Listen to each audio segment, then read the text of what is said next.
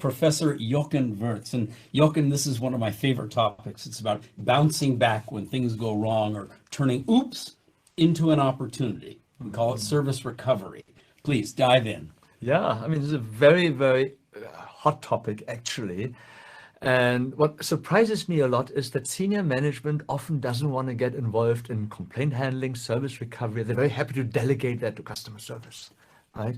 And I always, when I have my executive MBA course, make it a point to sensitize them to the importance of this topic. The power, the power. value. And the key thing is really, why is it so important, is because we all understand lifetime value of customers, yes? But yet you look at churn, 40% of churn on the average globally is due to poor complaint handling and poor service recovery. So it's one of the fastest things you can do to increase share and increase revenues is you stop your leaking customer base. You can retain and keep customers with you. When something goes wrong, that's when they're going to leave. Yes, You're saying the recovery is key to pulling them back. Yes, absolutely. And I mean, there's sort of a few principles on service recovery, really. And the first one for me is always, don't just be reactive, also be proactive. If something goes wrong, don't wait until you get complaints. If a diner doesn't eat half the food, maybe you should ask, is everything all right, sir? Right? Because then you can recover on the spot, right? Or if you're in a clinic and you know a patient has a 3 p.m. appointment, and it's 3 p.m. and you know the surgeon is going to be busy for another hour and a half, don't wait until the patient comes to ask you, oh, when do I have my appointment? Just be proactive, talk to the patient. Look, you know, it's going to be an hour and a half late. Shall I reschedule you, or would you like to give me your phone number? I call Get out in front of what otherwise would have been a complaint. Absolutely. So it is proactive. And the next one really is, look, I know I'm going to have delays as an airline. It's part of the business. Part of the business, bad weather, air traffic control. So each time when this happens, do I let my staff think on their feet what to do, or do I pre-plan this whole thing? Absolutely, right? Yes. Yeah. So it should be pre-planned. If it's 30 minutes delay, keep everyone in the gate, make the following announcement. If it's 4-hour delay, right? The next one is, it should be, so it is pre-planned, then it needs to be trained. Yeah, I mean, you train with the staff what to do if it's an 8-hour delay. Yeah, so you're following announcement, meal voucher, and so on and so forth. With a smile, proactively, yes. Absolutely. And then the last is also, it should be empowered. There's no need to ask a manager. If X happen, do Y. Yeah. So this is sort of what you need to put in place for a very effective service recovery sort of process here. And the other is the main customer feeling towards recovery. So we call it satisfaction with the recovery relates to the fairness of the recovery. So the customer themselves, we do our recovery action. How did that actually make the customer feel? Absolutely. So do they think what they got from you was a fair recovery? Good. And one thing to keep in mind is that the fairness is likely to be what we call jaundiced. Customers, of course, what you think is fair is different from what the customer thinks is fair. Okay. They may actually be looking for generous, not just fair. Absolutely. So, and it is irrelevant from your point of view, because customer satisfaction should be the objective of the process. Right. So you should be always say is well-dosed generosity should be the guideline. Well-dosed generosity. Well-dosed generosity, yes. Which is assessed by the person receiving the action or the gift, not by your costs of what did it cost for you to be able to do it. Yes, absolutely. I mean, we always say service failure is an opportunity to impress a customer we wish we hadn't had. But now that we've got it, thank goodness we do. We do, absolutely.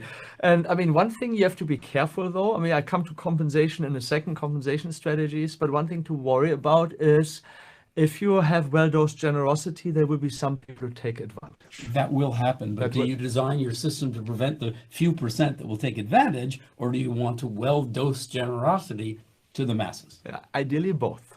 Yeah, so what you do is you have to keep track who invokes guarantees, who gets service recovery, and then you have to deal with customers who openly sort of work around the system. Or abuse it. Or abuse it. I mean, I can give you an example. I worked with a cruise line, and there were customers who always booked the cheapest cabin.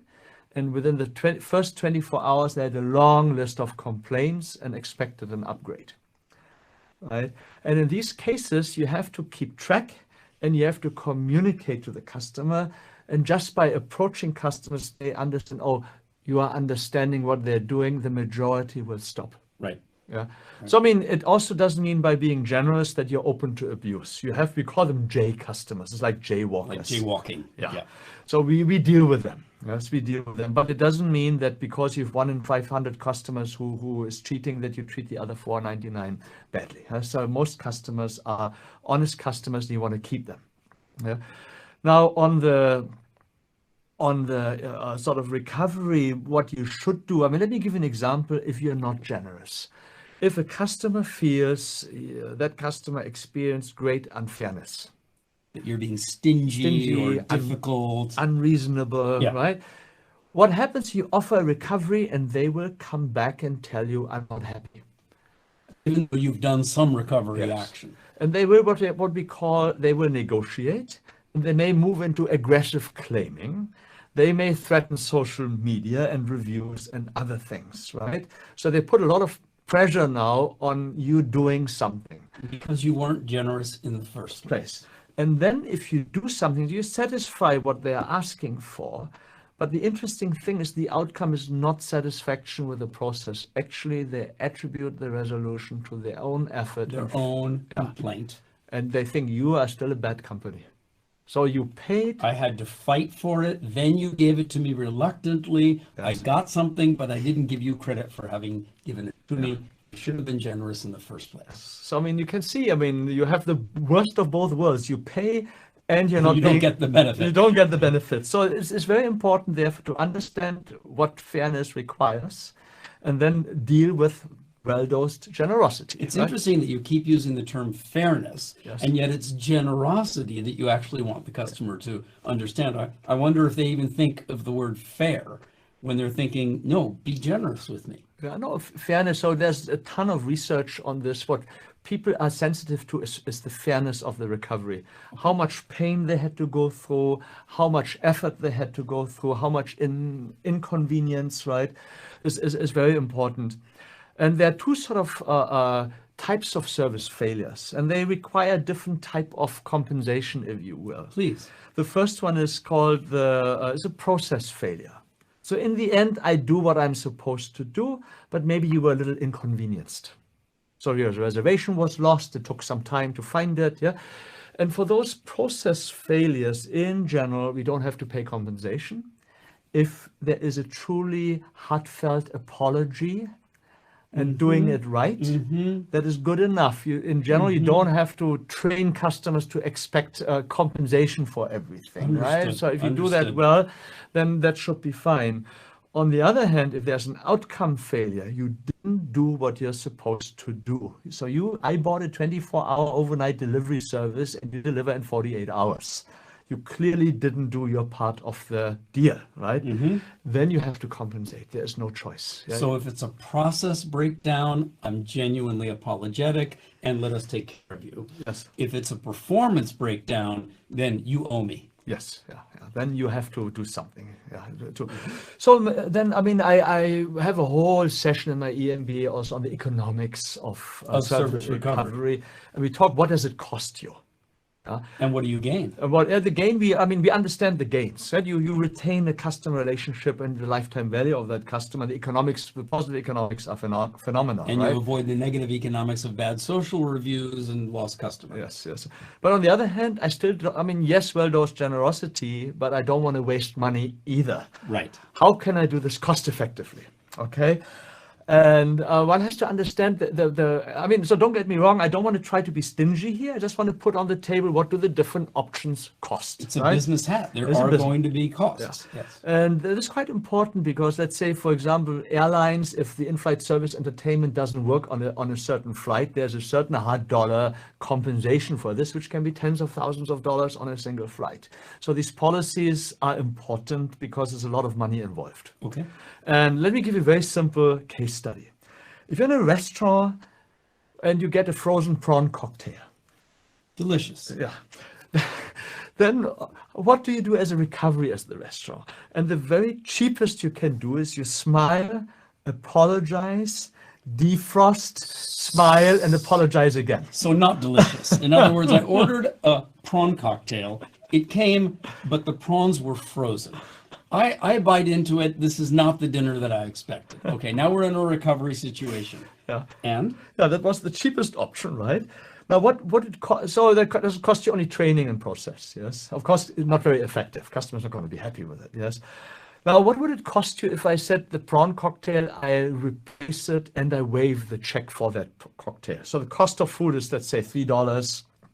The retail price of the cocktail is $10, right? So I've lost the $10 and I've incurred the additional cost of $3. Yeah, absolutely. And most people get this wrong. They think, oh, if I give you the free prawn cocktail, it costs me only the cost of food.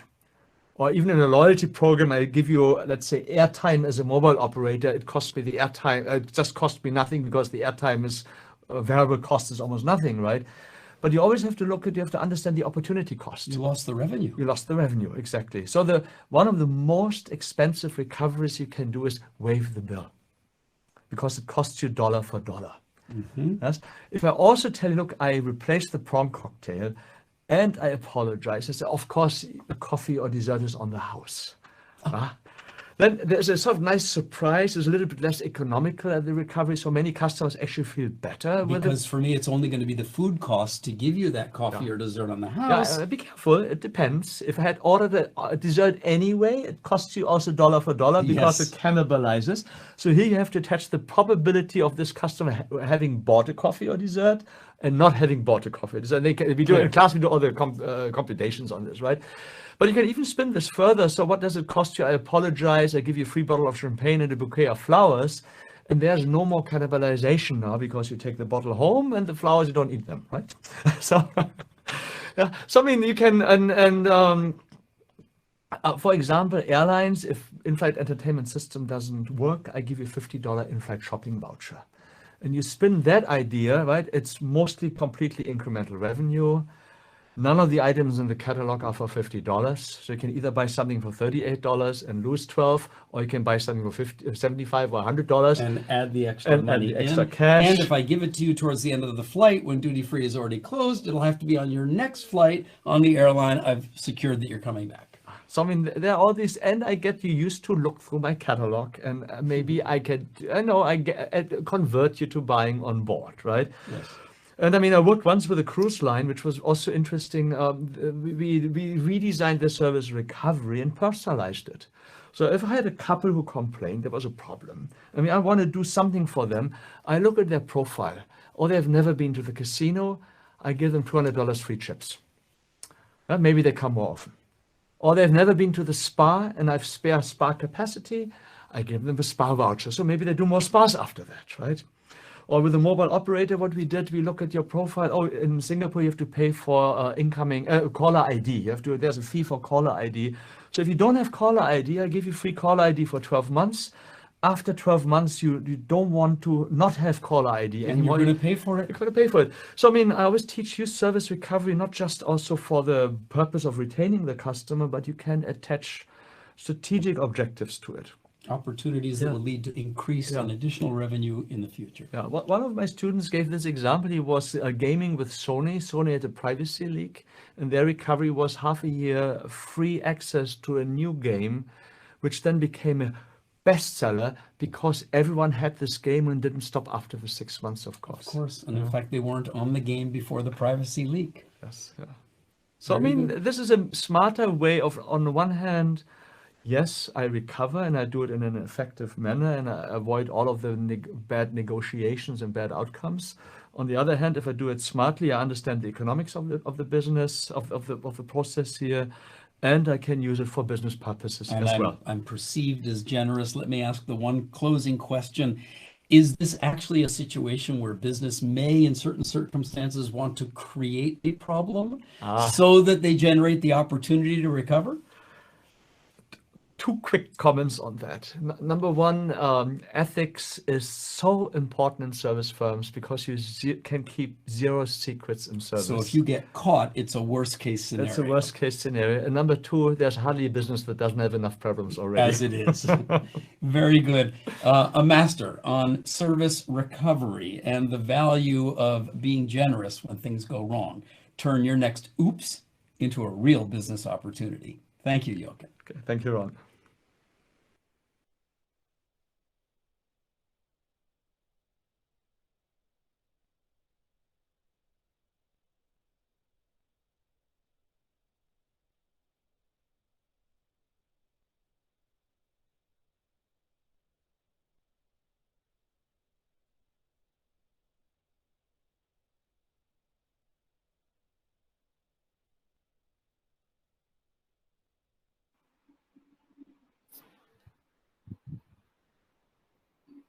Right, good morning.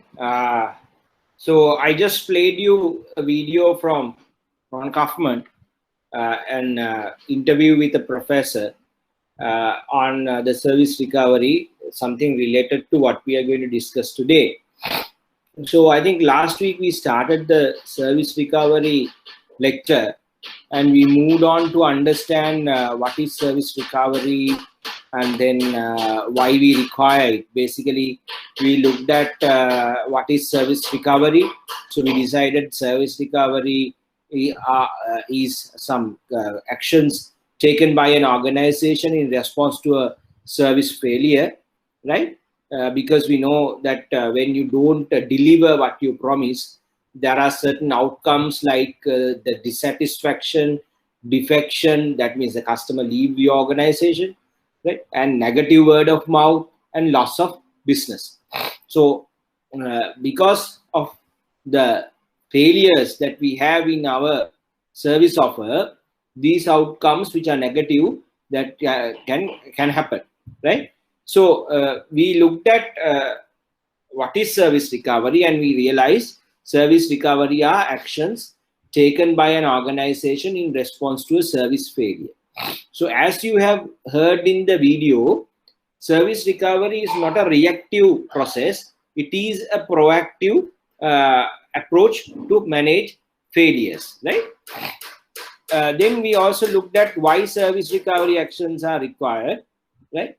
And then also we asked the question, if we don't have service recovery or if we don't attend the complaints effective or in a proper way, what will happen? And then we realized that it can really lead to a problematic situation and will provide negative impact to the organization, right? So on the other side, reverse, we also asked the question, what will happen if we solve problems effectively? And we found that it will create a lot of positive impact to the organization. And then we also looked at a video and we realized that you can sometimes make a better relationship after a service recovery encounter, because you're going to talk to the customer, you're going to give some gift to make him really happy, delight him, and so that you will eventually develop a better relationship than you had with the customer, right? So this is common for us also. I think you also will agree.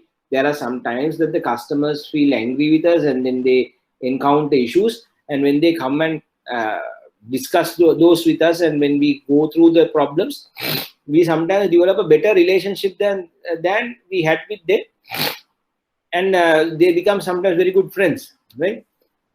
So it all depends how you approach it.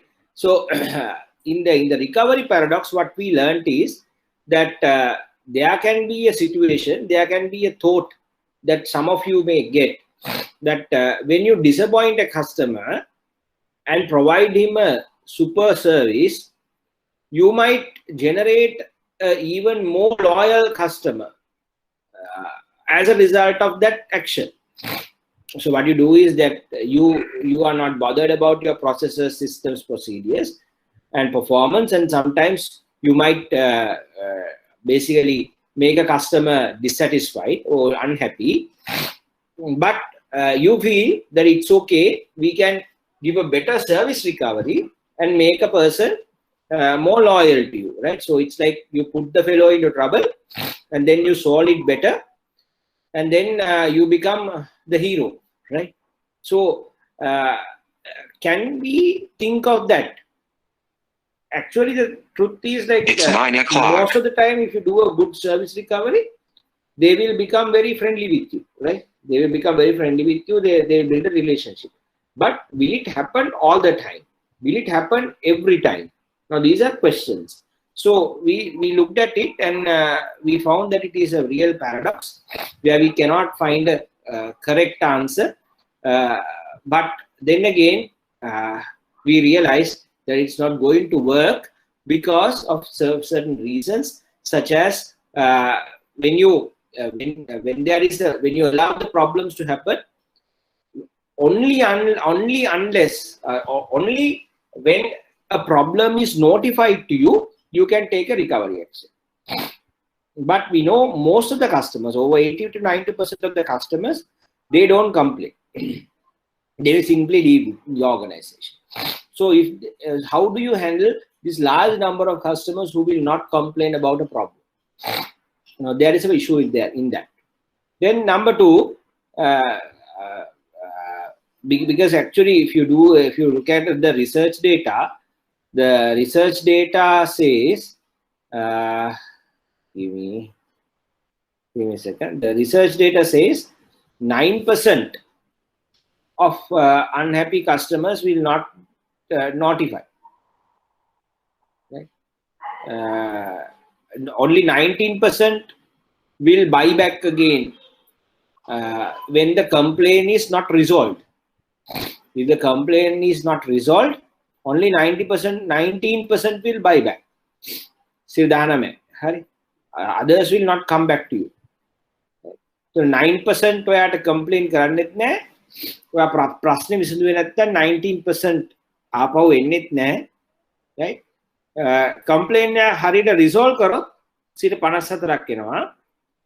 හැබැයි ඒ complaint එක කොච්චර ඉක්මනට recover කරනවද? How quickly you recover matters a lot, because if you resolve the complaints quickly, 82% will come back. Right? So these are the research statistics, right? 9% of the unhappy customers will not notify you, so they will simply leave. When there's a complaint and you don't resolve it, only 19% will come back to you despite the bad experience. So basically, the rest will not come back. If you resolve complaint properly, taking your time, 54% may come back to you. There's a 54% chance that you get the customer back. And then however, if you resolve the complaints quickly, 82% of the customers will come back to you, right? So these are the research statistics, right? So the first question in the recovery paradox for us to answer is, can we allow the issues to happen in the organization and not bother about those? Answer is no. Why? 9% or most of the customers will not complain you. And this percentage may vary from culture to culture, right? Culture to culture, country to country, society to society, social class wise, this will differ, right? So if they don't complain you, then there is no possibility for you to rectify an issue.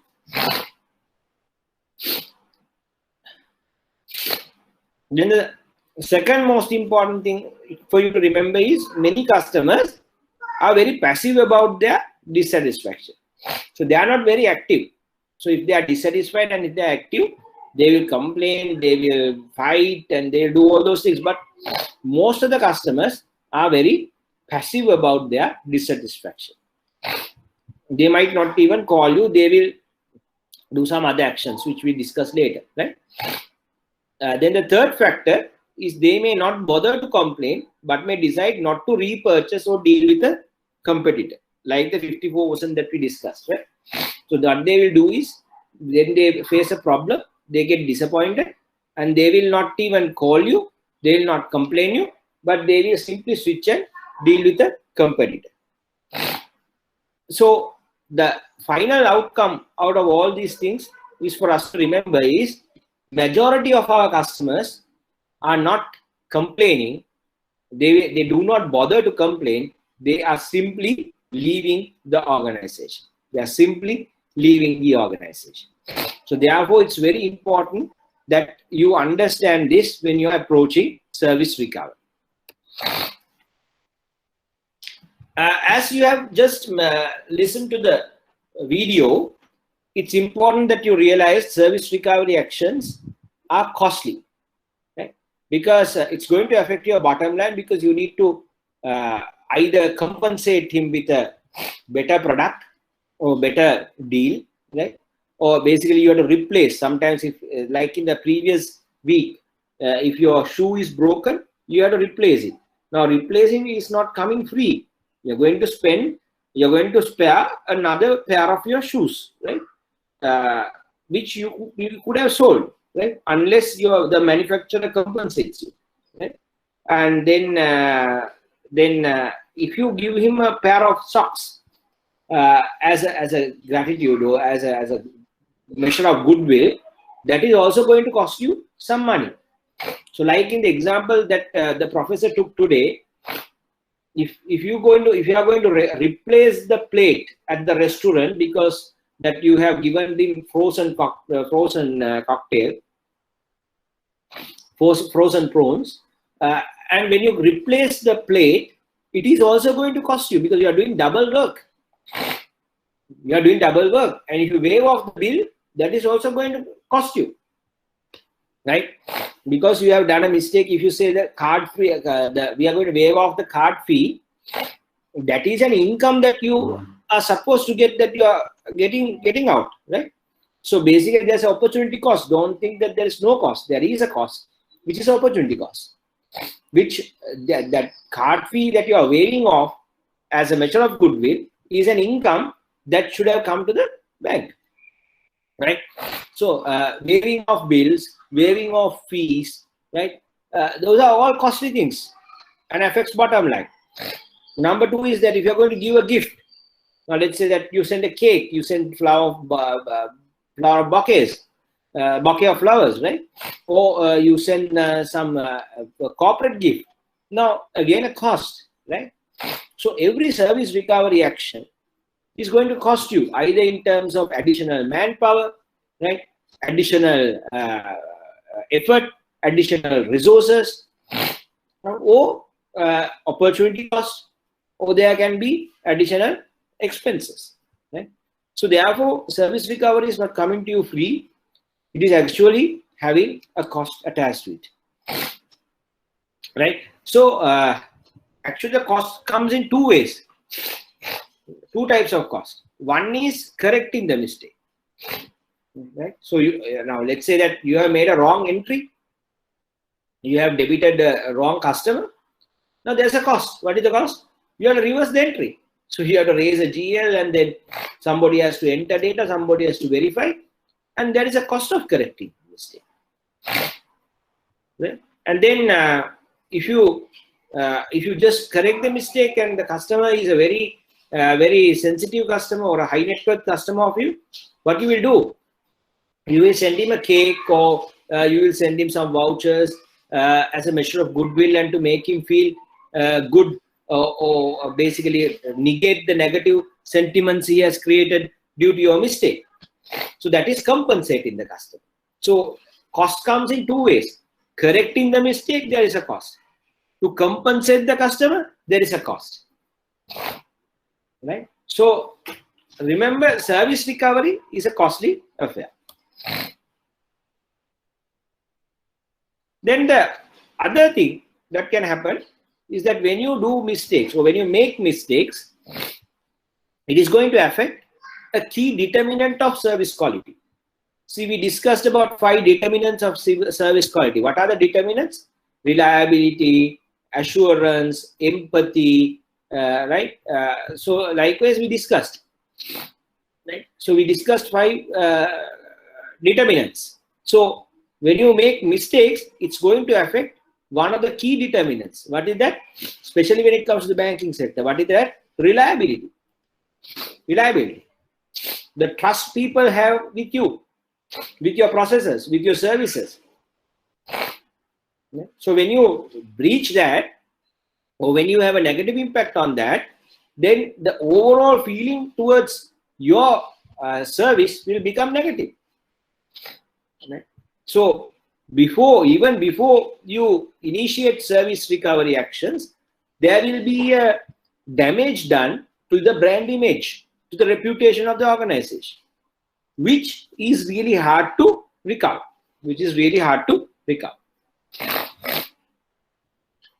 Next factor is that all the effectiveness of your recovery actions depends on the context and the situation.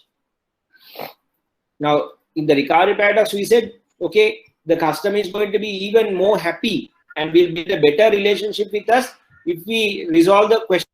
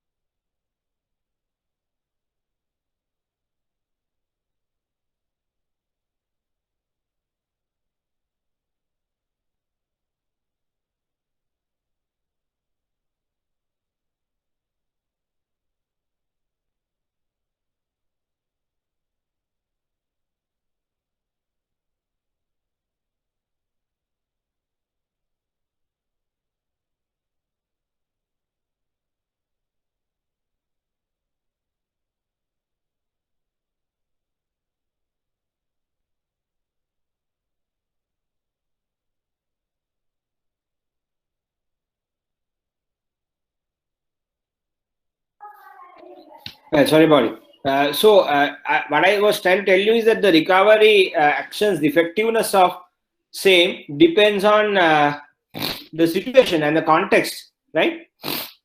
So if you really look at situations like this, for example, that there is a photographer who has taken photographs of your wedding and he has messed up the photographs. Now, whatever he offers you, you're not going to be satisfied with him again, right? If he has messed up the wedding photography, there's no option for you. You're not going to marry again, right? To get him, for him to take a photograph again. So there are certain situations you cannot win the customer by running a search recovery, right? Sometimes, if you, for example, now there is a reservation made by a customer to come to your restaurant with his girlfriend for a dinner, and then when he comes to your restaurant with his girlfriend for the dinner, the table is not there. You are not reserved. Okay? So the whole date is gone. So in such situations, the anger created may not be compensated. Right? So there are things like that. For example, even in the banking industry, sometimes the customers will come and ask you to give them some facilities when they are in real trouble, right? And then they might come and tell you, give me a temporary limit increase, overdraft. But if sometimes you give them, sometimes you deny. But if you deny it at a very sensitive moment, like that his mother or father is sick, or he is about to go through an operation, right? Or something related to his child, right? You might not be able to win them back, right? So certain failures that happens may not provide you an opportunity to recover, right? So there is no guarantee that the customers will be more satisfied with the service recovery. It is something that can happen generally 75% or the 80% of the time, but there is always a 20% chance that it may not happen, right? then the next important thing is that when you make service recovery, you have to remember you might be able to win the customer by rectifying an issue once, right? Or twice sometimes. But after that, he's not going to listen to you, and he's not going to be happy with your service recovery efforts. Right? There can't be a situation where you can bill the customer with wrong charges every month and then compensate. Now, even that happened to me. I remember I bought a very, very prestigious brand of pair of shoes, right? And I was wearing it, and it was it actually didn't perform the way that I wanted, and it got broken. It broke, right? And then there was a nail that came out, right? And I was really worried. And I went to this particular shop, and this fellow was telling me, like, where are you working, sir? This shoe is a good shoe, that this can't happen. It may depend on how you work and where you work. Are you in construction field? I was like furious. I was telling him, go to hell, right? Because that it was not a, this is a true story, that he was not really doing his job, and he's trying to put the blame on me for his product. And then I called the owner of the shop, very prestigious chain in Sri Lanka. I called him, and then he said, not to worry, I sent him the images also. He actually called the fellow at the outlet, and then he actually shouted at him, and then he said, replace the shoe. So this fellow, after the call, became very tamed, and then he said sorry and all kind of things, and then he gave me another shoe of the same brand, right? Same shoe, right? So I took it and came again, and to mind you, after about 3 months, 3 or 4 months, the new pair had the same issue. New pair had the same issue. So there was a kind of a nail that was coming out and basically itching my ankle, the feet. Then I was really angry, and then what I did is I complained again, and they apologized, and they said that they will look at the whole shipment which came, which they have sourced, and then they will do the needful to stop all those things and replace and all kind of things they told. But then what I did is, like I said, I don't want this, but they offered me that they will give me another pair of shoes. But apparently what I did is I actually really didn't bother to buy again or get it replaced. I actually threw it away and then went for a different brand, right? And from this particular well-branded store, I have moved to a different store, right? Another chain, right? Another chain. And to date, I am buying from them, right? To date, I am buying from them. Actually, the previous brand was costing you about 10,000 or 8,000 rupees. But the new brands that is there on offer is costing you over 20,000 bucks. But still, I don't mind, because I'm not going to go for that brand, right? I'm not going to go for that brand. But apparently the second brand, the second chain that I've selected, is serving me really well, right? So I have been their customer for the last several years. I have bought some about 3, 4, 5 actually pairs of shoes with them. And so far, no complaints, right? So I'm very happy. So although they did take recovery actions, replacing my shoe, and even in the second time offering me to replace my shoe, actually what I did is I completely stopped patronizing that brand. Completely stopped, right? Completely stopped, and then I moved to a different brand. And to date, I'm very happy with that brand, no complaints. So I'm continuing. And actually, the Ron Kaufman's example happened to me with this new brand I switched once. Right? And actually what happened is the same thing. The heel went off. And then I went to this particular shop, and as Ron Kaufman exactly said, you think he's exaggerating, but it's not true. It happened to me in the local context as it is. They gave me a new pair of shoes, right? And then they also gave me a pair of socks, right? So that happened. The same thing he said happened to me in that particular outlet. And to date, I'm very loyal to them. I'm very loyal to them, and all my shoes, I go to them. And if not only that, I have supported them with many things such as promotions and giving them some support on promotions, which actually they have earned quite a big amount of money, right? And that's the difference. So sometimes and mind you, to tell you frankly, the previous fellow, when I was trying to, why actually I didn't replace the second one, is that when I was trying to replace, these buggers are telling me that you can get a new shoe, sir, but for the 3 months you used, we are going to deduct some amount because you have already used the shoe. So that was the end of it. So I really didn't like it. So that I just remembered what they said. So they were like to give me a pro rata. I mean, like, they have done the mistake and trying to tell me that you have utilized the wrong shoe for some time, so therefore we have to deduct money, and that was really really crappy, right? So so now what has happened to them is that they have really lost a customer. So this is how it goes, right?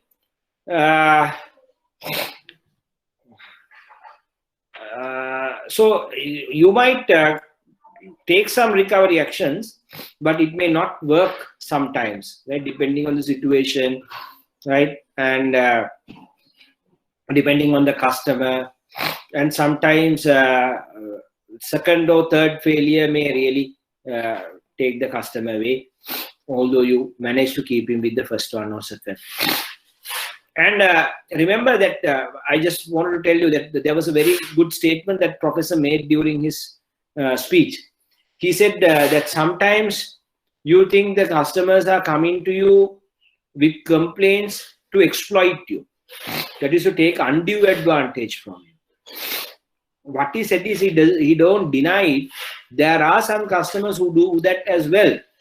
Right? So they come to you with some small problem and demand a huge compensation. But what he said is don't generalize others also with them, because that category can be about 5% of your customer base. But 95% is not like that. 95% is coming to you because there is an actual issue. So in the previous outlet that I stopped patronizing, the fellow was telling me that you have utilized the shoe for 3 months and I have to deduct money for that particular 3 months. He's in that mindset. He is thinking that I am coming to basically exploit and take a new shoe after 3 months, which is not the case. There was a genuine issue that I had. So although he has categorized me as a customer who's coming to take an undue advantage, whereas as a customer I really had a problem that their shoes are not performing, right? So what happened is they lost a good customer, right? And they lost some support that I could have given to them. And that is something that for you to remember. There are some customers, even these period, who comes to you and tell you, right, okay, I have gone through some problems with corona, lockdowns, quarantine curfew, I couldn't pay because of the curfew, all sort of excuses, right? All sort of excuses. And I have gone through more than, I would say, more than 3,000 or 4,000 cases of that nature for the last 1 year. I have gone through that, right? Most of the approvals comes to me, and then I go through it and I see what they say, right? In a particular section, right? So what I have realized is there are some customers, 90% of the customers, they are genuine. They have some problem and they were really trying to pay, right? And then 10%, you see that they try to exploit. But they tell you all the crap, right? They tell you that, okay, even you send the ATM to their house, they are saying that they are not going to come out. So there are some customers who are really trying to exploit the situation also. But that is a very small percentage. So if you come to the mindset that these customers are trying to exploit me and approach the situation, then you might even harm the genuine customers and may disappoint most of the customers that you are having. So therefore, you must never go to that mindset that the customers are trying to exploit me, right, and kind of things like that. Because remember, there is always a set of customers who will do that, right? But majority is not.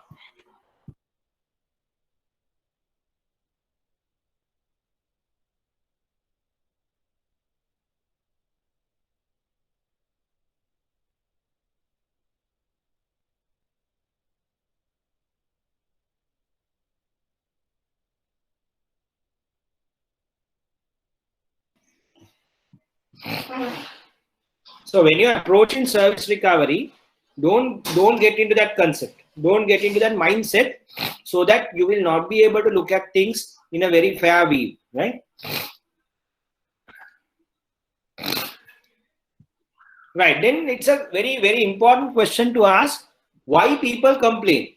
Why people complain? People complain because they believe something positive will happen if they complain. Right? So you believe that something positive will happen, the mistake will be corrected, I will be given a compensation, right? I will be given a solution. So they believe something positive will happen if they complain, right? So that is why they complain. The second factor is that they feel, if I complain, the society will benefit, right? There will be a change that will happen as a result of my complaint, and as a result of this change, the society will be benefited, right? So there are customers who are sending us letters saying that you have to waive off my charge and also waive off all the charges imposed on other customers also. So now these are people who are belonging to the second category. That is, that they feel, okay, this has to be changed, and it will benefit the entire society.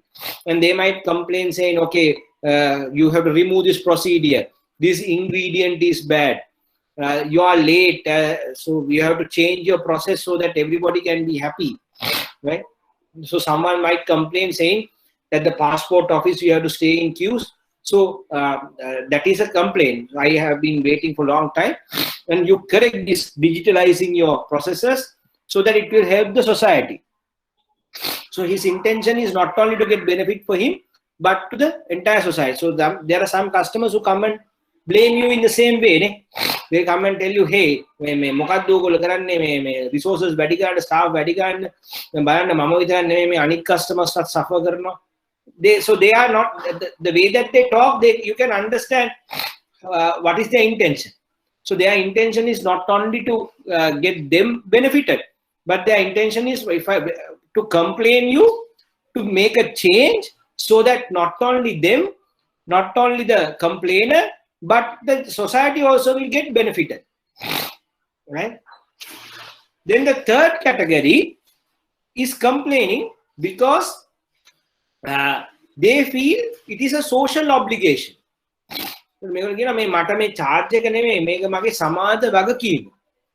This is my social responsibility to complain when there is an issue so that the society will be benefited.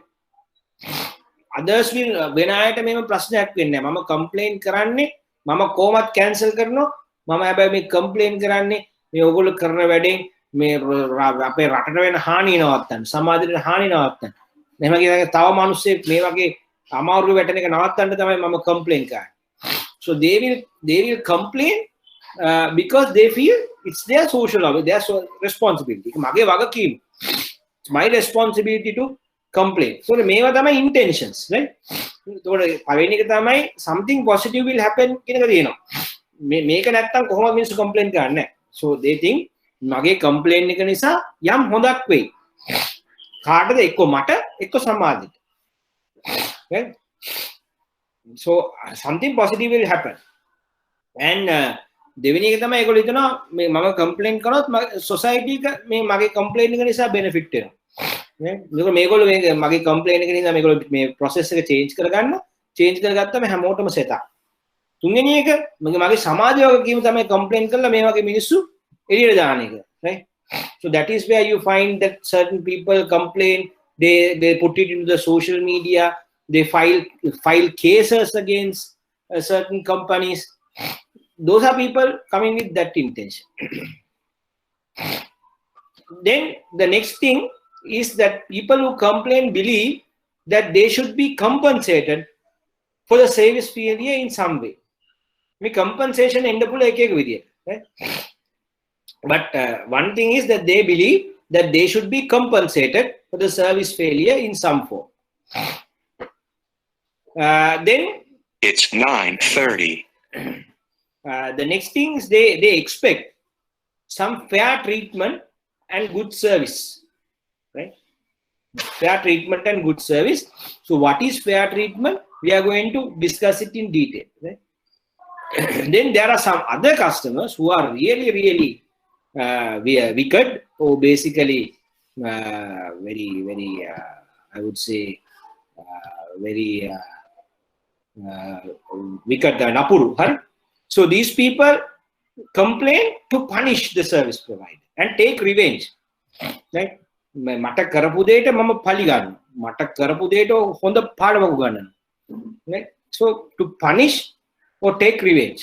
So that is another part of another segment of the customers. මේ ලොකු segment එකක් නෙමෙයි, මේකේ තියෙන දා සුළු segment එක. හැබැයි මෙහෙම segment එකක් ඉන්නවා. So they are not going to settle for anything. They want they will say, sack the fellow. If you don't sack the fellow, I won't come, right? Okay. Or they might say, okay, close the business, right?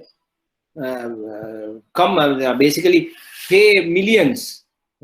They want to punish, take revenge, right? So these are the intentions why people complain. If you ask the question, you can find out these sentiments or psychological factors behind a complainer, right? මේක reflect වෙනවා යාට complain එක එන විදියට, complain එක ලියලා තියෙන විදියට, එයා කම්ප්ලේන් එකේ වර්ඩින්ග්ස් දාන විදියට ඔයාට මේක හිතා ගන්න පුළුවන් මෙයා මේ මොන සයිකොලොජි එකකින්ද ඔයාට කම්ප්ලේන් කරලා තියෙන්නේ, right? So එතකොට basically when there is unsatisfactory service, the customers will take some action. So the actions that they will take, we can categorize into 3 categories. First one is, when there is unsatisfactory service, they take public action. Second, they take private action. And third, and the most dangerous, they take no action, right? So what do you mean? So when there is a service failure, dissatisfaction will happen. So when there is dissatisfaction, they will decide to do 2 things. One, to complain. Second, not to complain, right? So people who do not complain, or I would say the dangerous category, right? Who do not complain, they have 2 reactions. One, they exit. That means they will simply close down your account and move away. 2, they will stay until a new offer comes, or until they get a better opportunity. So they are staying with you not because that they are happy with you, but they are staying, and if they get the first chance they get, they will go away from you, right? They will go away from you. They are staying because there is no option, and they are staying with anger, hostile, right? වෙනට ඉන්නවා, කාගෙන ඉන්නවා, right? වෙන තැනක් නැහැ. උදාහරණයකට දැන් බඩු ගන්නවා කඩේකින්, අපි දැන් කෑම ගන්නවා, ඒ දවස්වල මම මතකයි කෑම ගන්න කඩයක් තිබ්බා ගෙවල් ළඟ. මේ කඩේ හැමදාම සෙන්න මිනිස්සුන්ට කිසිම සර්විස් එකක් නැහැ. So අපි ඒකට කරන්න දෙයක් නැහැ. එතන තමයි ඉන්න හොඳ කඩේ ගන්න. වෙන කඩයක් නැහැ ගන්න. බඩගින්න ඉන්නේදී එතනට යනවා. ගියාට ඉන්නේ තරයි. right? කරන්න දෙයක් නැති ගමන යනවා. වෙන කඩයක් දාපු ගමන් මොකද උනේ? අර මුළු සෙට් එකම අනිත් පැත්තට ගියා. So it's a matter of another option. තව කඩයක් දාන විතරයි ඕන උනේ. ඒ කඩේ දාපු ගමන් අර බිස්නස් ඔක්කොම ඉවරයි. Right? Because it showed the anger the customers had towards that particular outlet, And although that outlet owner was thinking, I am getting a lot of business and customers are with me, they are coming again and again, they were not going there because they are happy or satisfied. And just because they have not complained, it didn't mean that they were very happy. They were actually waiting for an opportunity. They were going there without a complaint because there's no point complaining, and there is no option. So just because people stay with you when you do crappy things without complaining is not a guarantee that they are happy. Sometimes because they have no option. Right? So this particular thing is a very dangerous thing. No complaint scenario. These people either silently will move or they will wait for an opportunity and they will move when they get an option. Right? When they get an option. The second category is complaint action. The people who take a complaint when they are dissatisfied.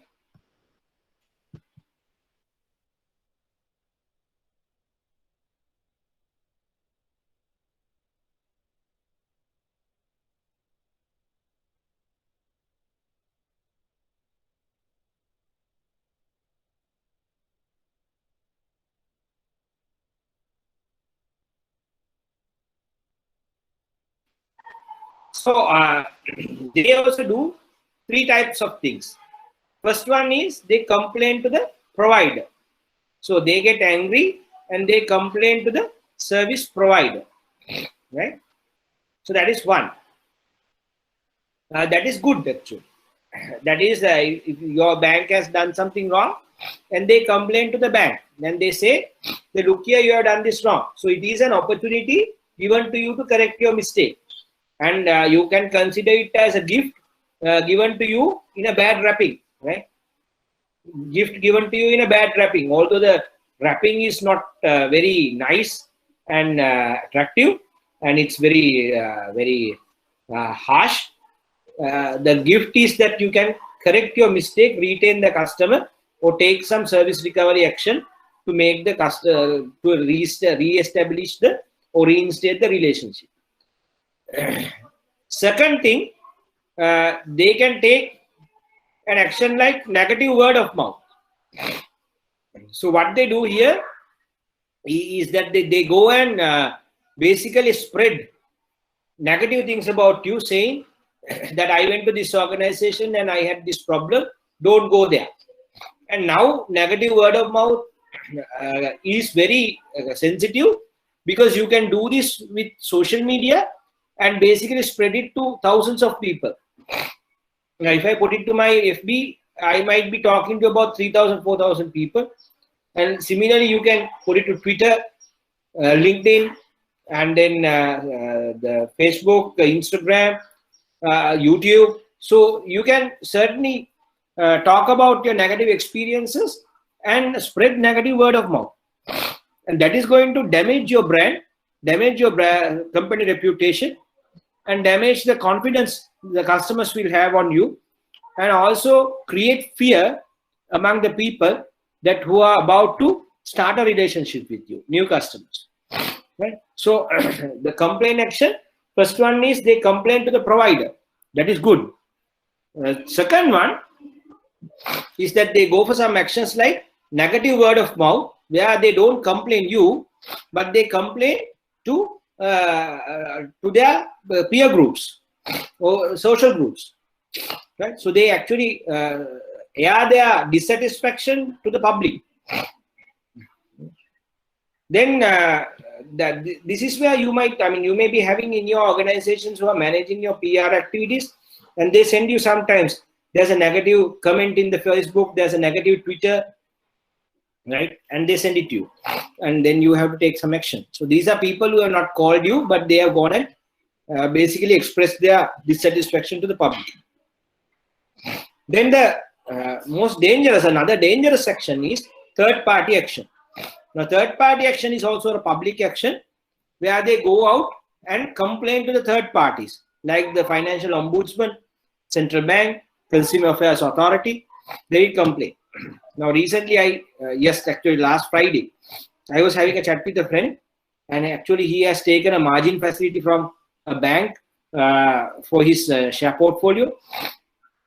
And apparently last Friday was a real boom in the stock market. Last week was a really good week for the stock market, and there was a boom, and the people profited a lot with certain shares, and he was to invest those. But suddenly he saw an unauthorized 600,000 debit to his share portfolio, to his margin account. And now what has happened is some unauthorized debit has come up to 600,000, blocked his funds, and he's unable to invest on shares.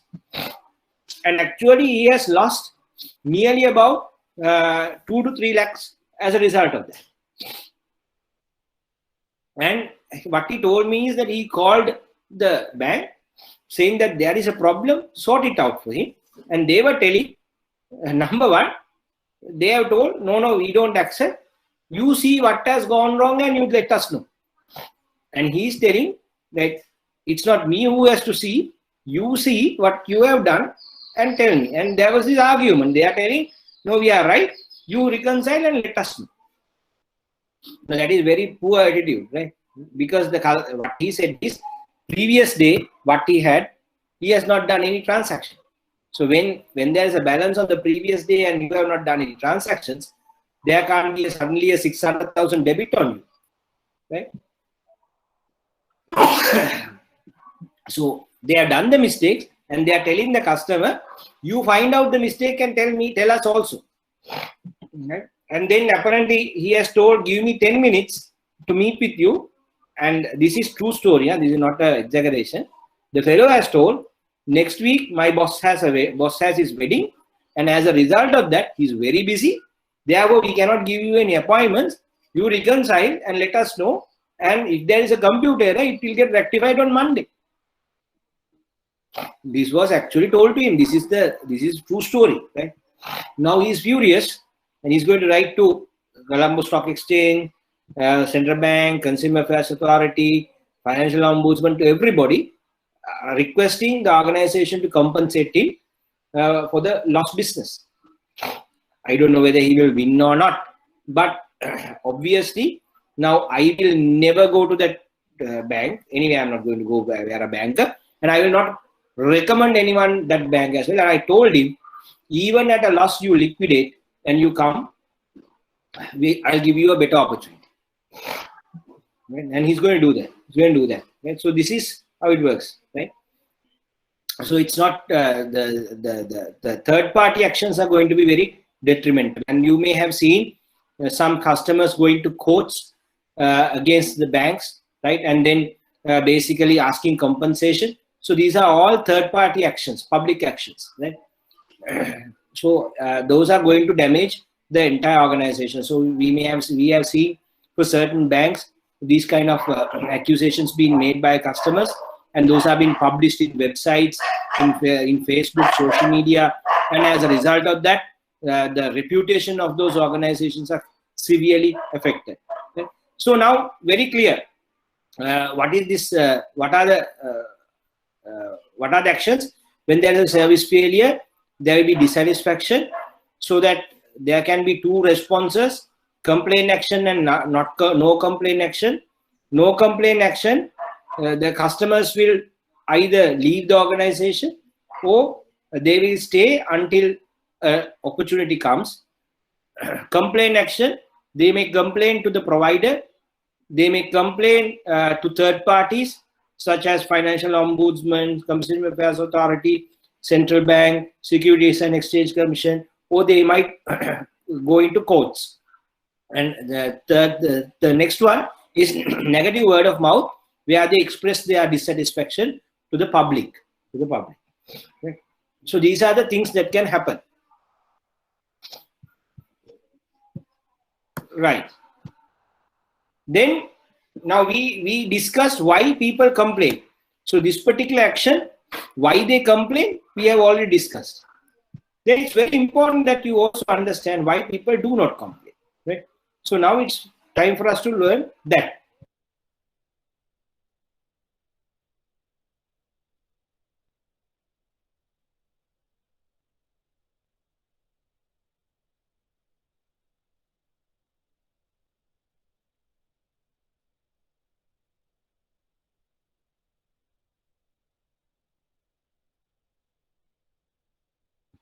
So if you really analyze the psychology of people who are not complaining, why they do not complain, they complain because they believe complaining is a waste of time and effort.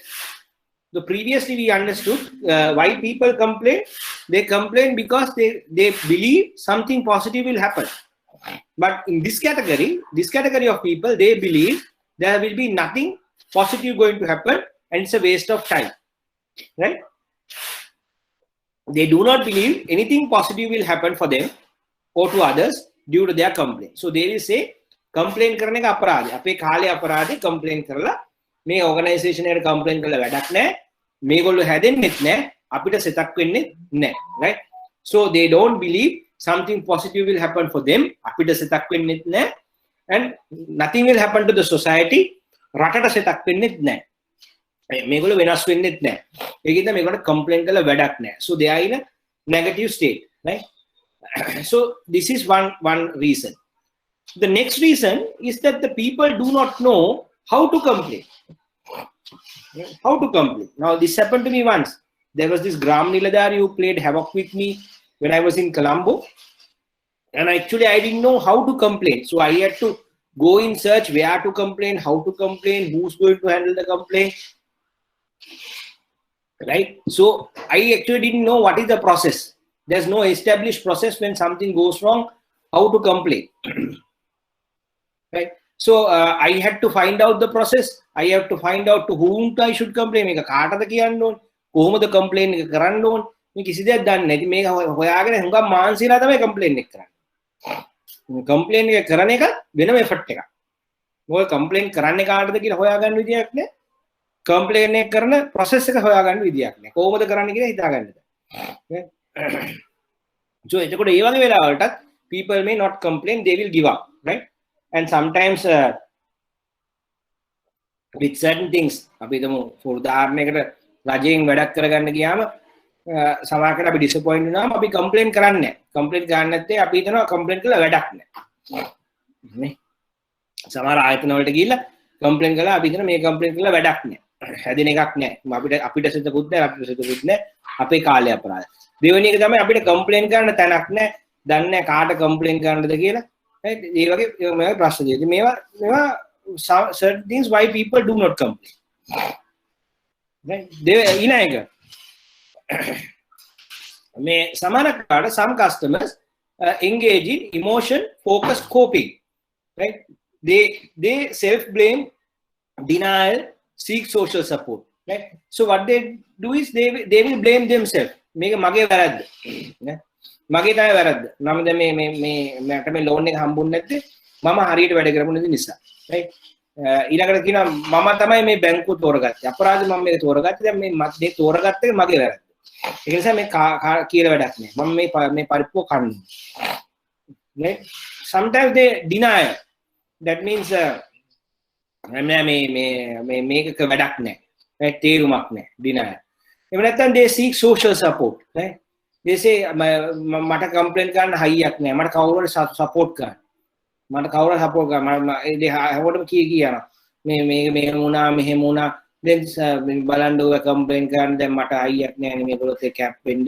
ඔය කියනවා. So likewise they දැන් මේ වැඩක් නෑ කරන්න දෙයක් නෑ මම මේක මගේ ලබා උපන් ඇටි මගේ කරුණේ කියලා ඉන්න හදනවා. right? So these are people who are trying to cope with their emotion focused coping, right? They will consider they are responsible for the failure and they do not deserve a redress. මම තමයි මේකට වග කියන්නේ. මගේ තමයි මේ මෝඩ වැඩේ කරේ මම. නිසා මට මේක වෙන්න ඕනේ කියලා they will feel it. Right? But they are not happy, right? They are very dissatisfied. But they are actually putting the blame on themselves. Nevertheless, කෙසේවන්නේ වී නමුත් අපි අහුවොත් එහෙම කස්ටමර්ගේ තව behavior pattern එකක් අපි දකිනවා. If the service is expensive, high risk, ego involvement, and ඒ වෙලාවට there is more likelihood that they will complain. If the service is less expensive, low risk, they might not consider it worth the trouble to complain. Complain කරන්න යන මහන්සිය කරදරේ worth වටින්නේ නැහැ කියලා they will think if the issue is less expensive, low risk, right?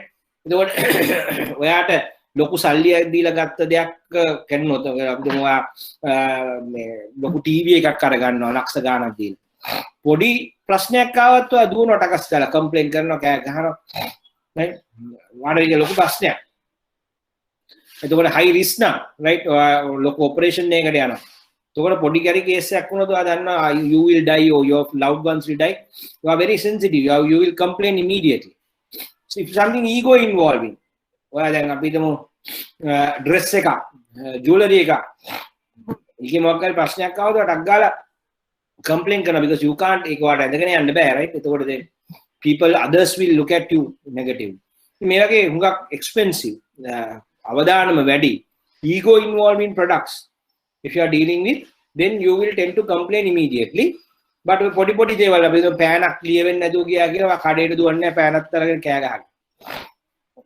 right if it is low risk less expensive you might not consider මේ complain කරන්න යන මගේ කාලේ ශ්‍රමය වියදමත් අපරාධේ මේ ඕක අතහැරලා දාලා ඔන්නේ විසිකලා දාලා නිකන් ඉන්නවා so these are the reasons why people do not complain so there can be a question for you in the paper why people complain and why people do not complain discuss right there are some people who complain there are some people who do not complain discuss why right okay so the next one it's important that we also understand the types of customer complaint actions right customer complaint actions so let's look at it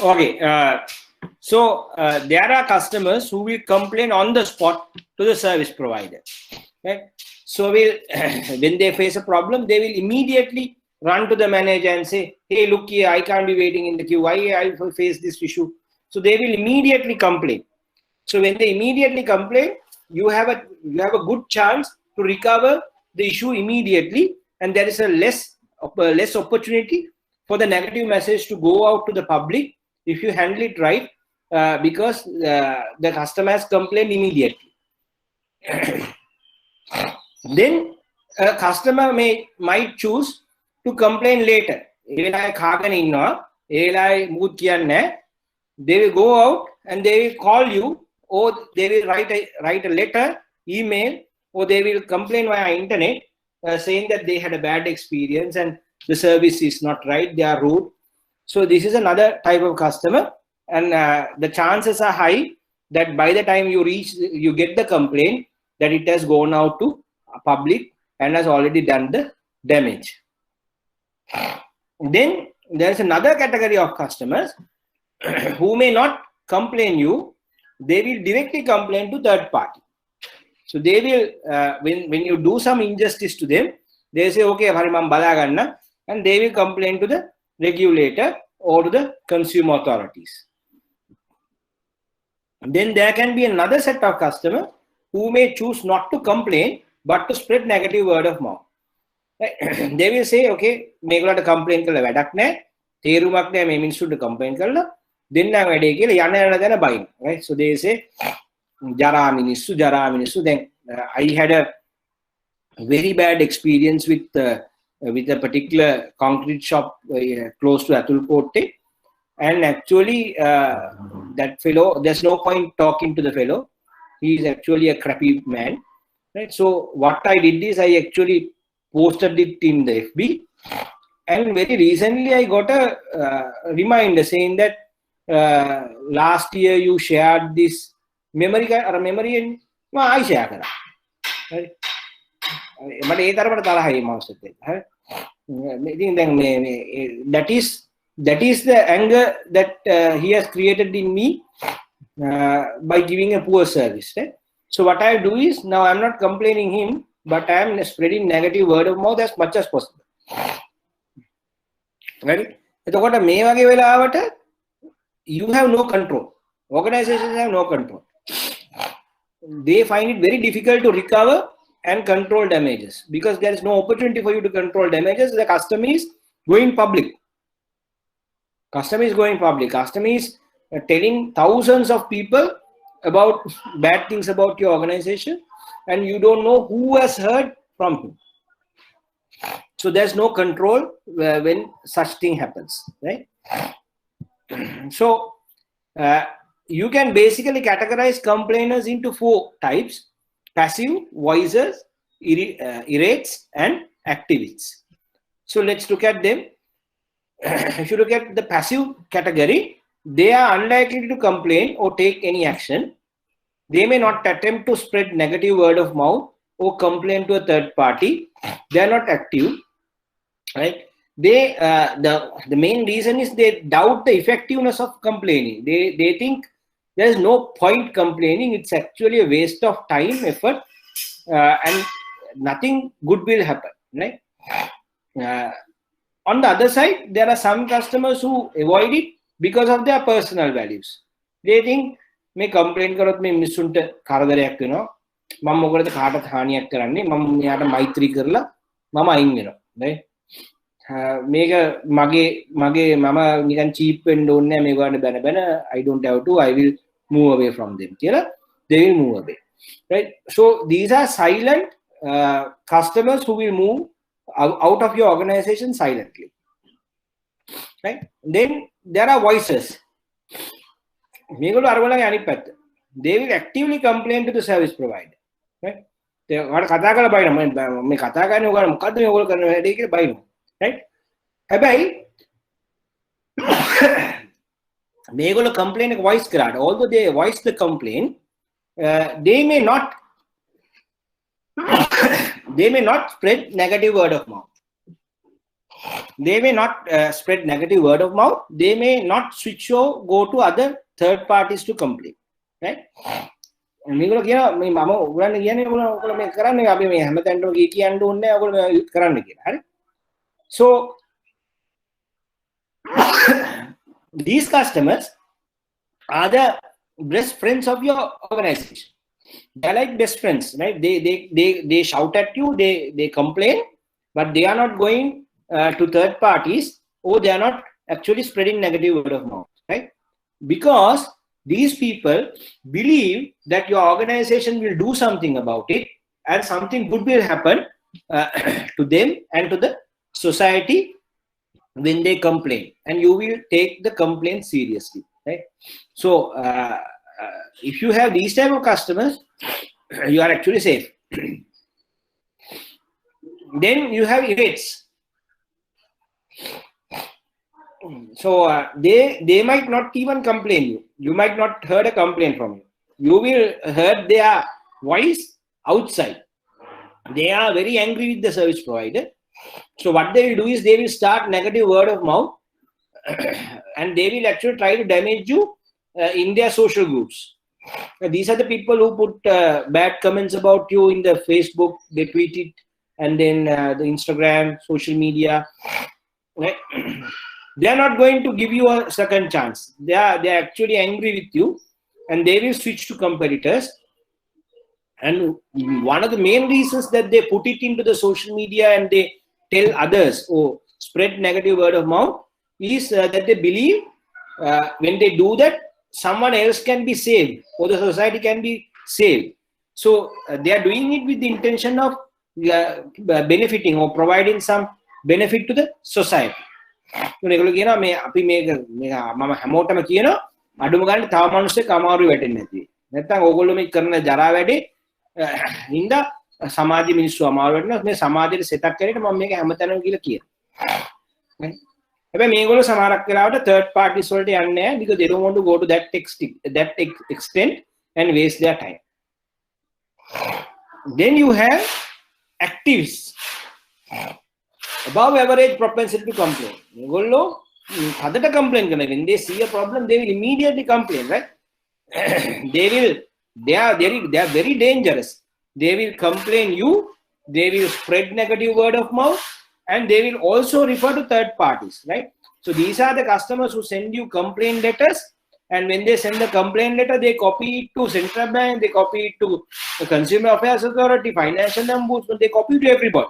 And at the same time, they publish it in their Facebook also. It's 10 o'clock. Now, these are the people who are really dangerous. They are complaining and they are spreading negative word of mouth and also referring to third parties. And they believe that when they do all such efforts, it will give them some positive outcome, right? They are going to benefit from the complaint. And when it comes to extreme cases, they become consumer terrorists. Now, consumer terrorists are very dangerous. Now, as you know, the terrorists you can't find when they are attacking you. Likewise, these customers, whenever they see an opportunity, whenever they see your brand, they will attack you. And you will not find who has attacked you, right? You will not find who is this fellow who has damaged our brand and told negative things about us, because you might not see them actively, but they do it. Everywhere they go, they will do it. Now, some of you may have become customer terrorists to some organizations. Whenever somebody tells that brand, you say, so you basically try to kill the brand whenever you see it. And the real problem is the organization can't find these people. That is the nature of terrorists. They attack and you can't find terrorists where they are. They are not having a proper camp where they are very visible. They attack, then they vanish, right? So similarly, these customers, whenever there's an opportunity, they destroy that opportunity, they destroy your brand, and then they move away. Now, these consumer terrorists are created with poor service recovery actions, right? Because you have actually made them really not only become negative, but disappointed and become really angry, so that it's now engraved in their hearts that you're a bad organization, right? So don't create customer terrorists. Now, there was one example on that. There was one fellow who has taken a blender, right? And then this organization has given him a wrong, promised him to give something. They didn't give it. And apparently what he did is he started publishing, using his own money, full page advertisement saying that he has been cheated and then not to buy or this particular brand. Using his own money, spending money, right? So consumer terrorists are very dangerous. They might spend their own money to attack you because you have put them into such state. Okay? So these are the 4 types, right? These are the 4 types that you see, right? So you might get a question in the exam to discuss the 4 types of complainers that you will meet when you are running your business, right? So these are the 4 types, right? Okay, now we are moving to now we are moving to what to do with the complaints.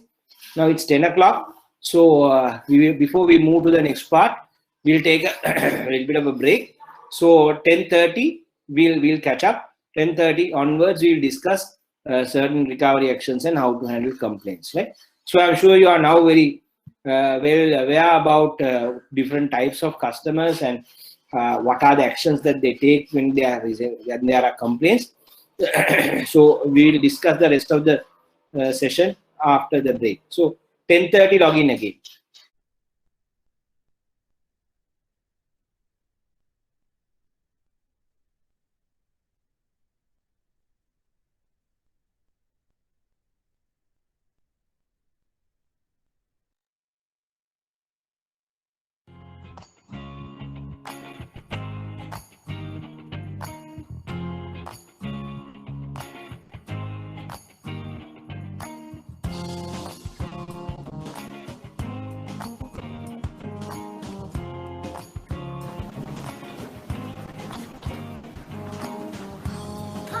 can I help you with today? Morning. I'm pretty sure that this bill is wrong. You're probably just reading it wrong. I know our bills can be a little confusing to some people. I'm not confused. If you take a look, this procedure right here, I never had this done. Okay, well, we really don't make mistakes here in Southport, but I still think you're wrong. So if you want to check it, that's fine, but you'll have to go to the account representative in Freeport. Or if that bill got done somewhere in Freeport, then maybe it is wrong. They do make a lot of mistakes. Either way, you're going to have to go back to Freeport. Well, Southport's my primary care office, and it says right here that the procedure was actually done here in Southport. I really have to leave here. Well, I can't check it for you. Once we finish something here, it's out of our hands and it goes to billing. We try to move things quickly so we can get paid faster. So do you know where the directions, do you need directions for the Freeport account office? Yeah, I know where it's at, but this office, I'm not coming back here again. Shall we? I don't know why people are so touchy. I explained that we couldn't help him. He still expected me to help. Oh well, we have plenty of patience. Hi, my name is Stella. Welcome to FHN. How can I help you today? Hi there. So I'm thinking this bill is wrong. Could you please take a look for me? Oh, I'm so sorry about that. Let's see here. What was your name, sir? My name's Joe Smith. All right, Mr. Smith. And who is this with you today? By the way, you can call me Joe, and this is my daughter, Ann. I've got some vision issues, and she gives me a ride every now and again when necessary. All right, well, that's very nice of you, Ann. Let me go ahead and get this fixed for you quickly. I'm sure you'd both like to be on your way as soon as possible. Again, I'm Stella, and working in the Southport location for several years, let me tell you, I'm very familiar with our bills, and there's a lot of information on them. So, what's your question, Joe? Well, this procedure right here, I don't think I had that done. I may have to call our account representative up in Freeport to get some more information, but it'll only take me a few moments. In the meantime, would you mind having a seat and I'll come visit you once I get some information? Sounds good, no problem. Thank you. Joe, Ann, sounds like you're right. There's definitely a discrepancy here, and I want to get this to our account representative up in Freeport. They can handle this for you. So what I'd like to do is I've made a copy of your invoice, and I'm going to send it to her. She will be contacting you to get some more information, and I'd like for you to hold on to this to use as a reference. On behalf of FHN, I do apologize for the inconvenience. It takes a great deal of time and effort to bring your father in to come and see us. So may I ask if I could potentially buy you guys lunch? Subway's down the street. They got some great food. Maybe you can stop on our way home today. Perfect. Wonderful. Well, thank you so much, Joe, and it was great meeting you both, and thank you for choosing FHN. Thank you.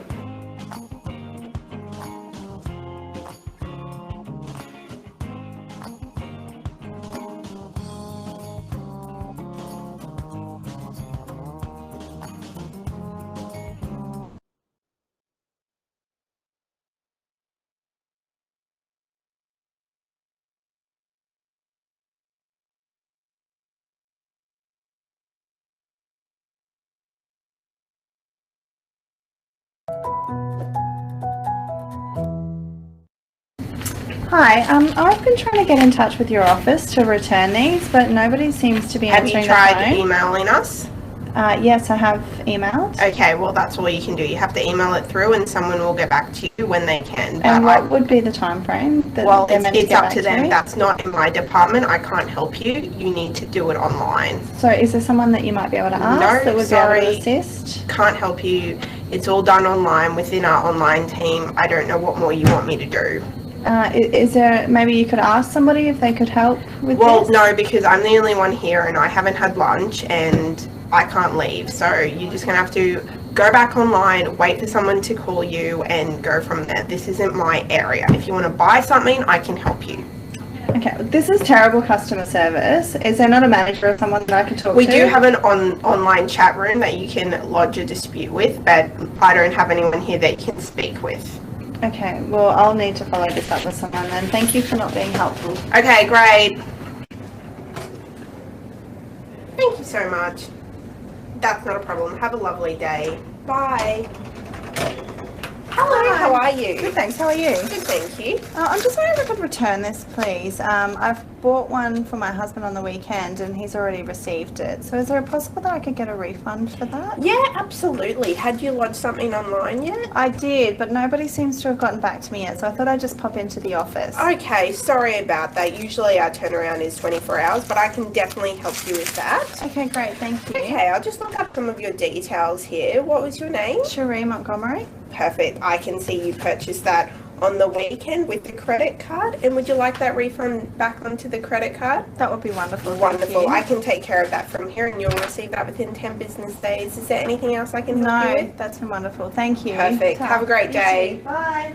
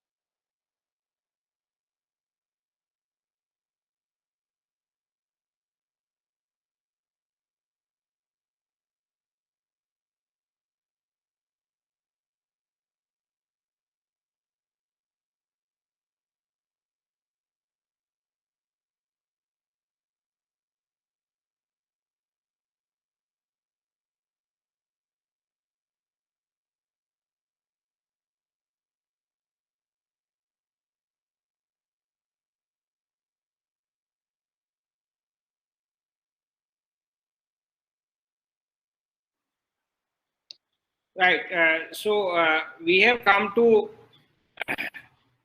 discuss the common remedies that customers seek when they experience a service failure.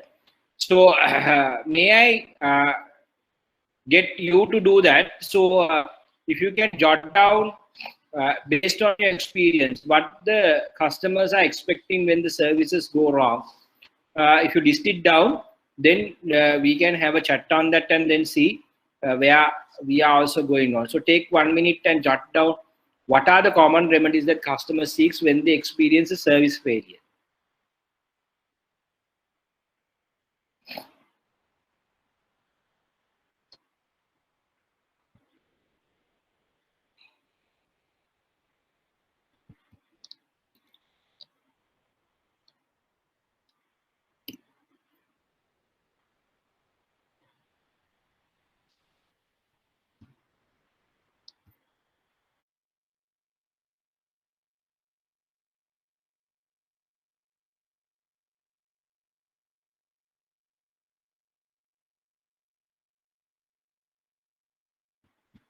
Right, okay. So may I listen from at least 2 people and some answers for these questions. Based on your experience, what are they really expecting when they encounter a service failure? Any volunteers?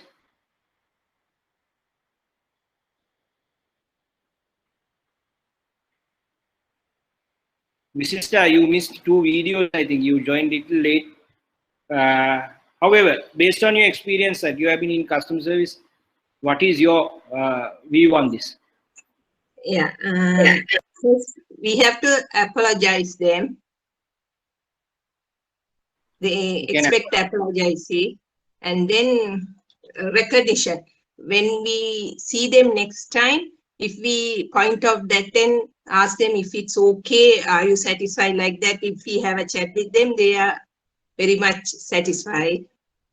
Then they expect some compliments from us and compensation for their losses. So what you say is that they expect apology, recognition, and basically some compensation, right? Yes, and Anything compliments. I know. Right. Then shall we listen to another one? Dilushe? Sometimes they request a refund, like a refund of interest payment. If we have by mistake charged additionally, they request a refund of that and an apology as well. So everybody expect an apology, right?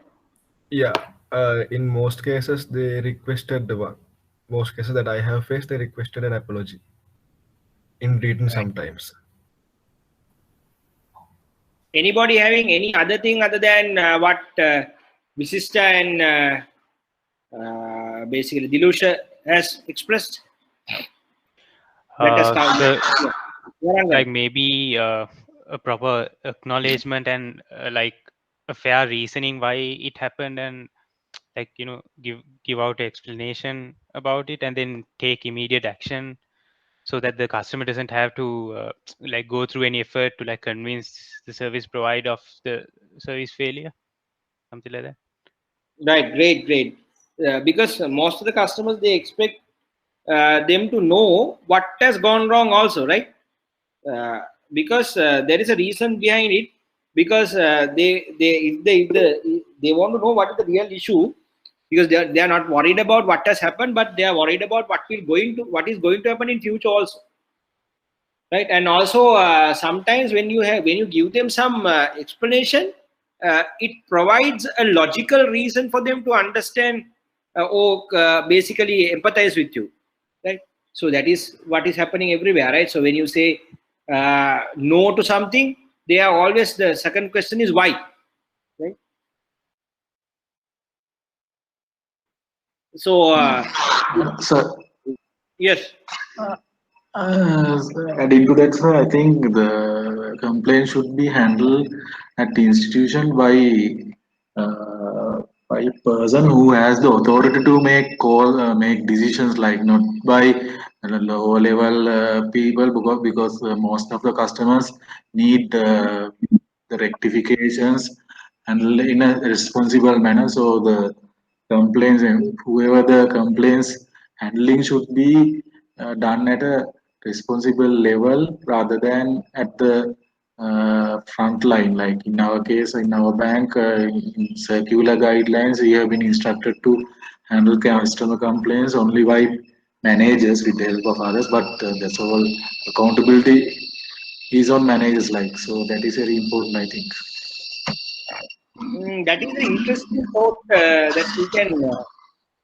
we can have a chat on, Rangan, no?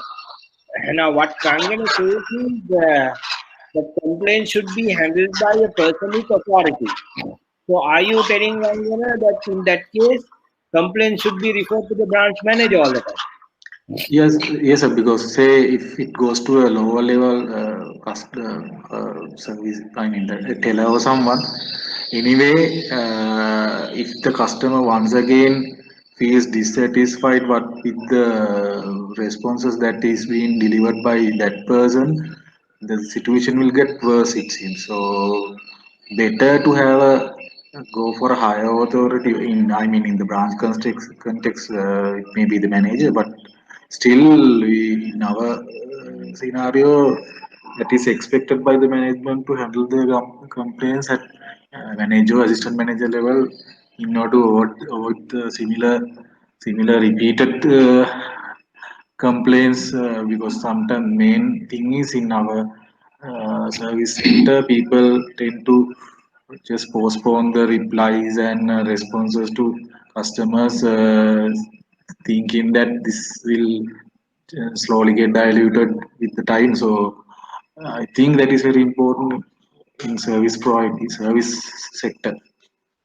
That's my view. Like, Let me write down your statement, right?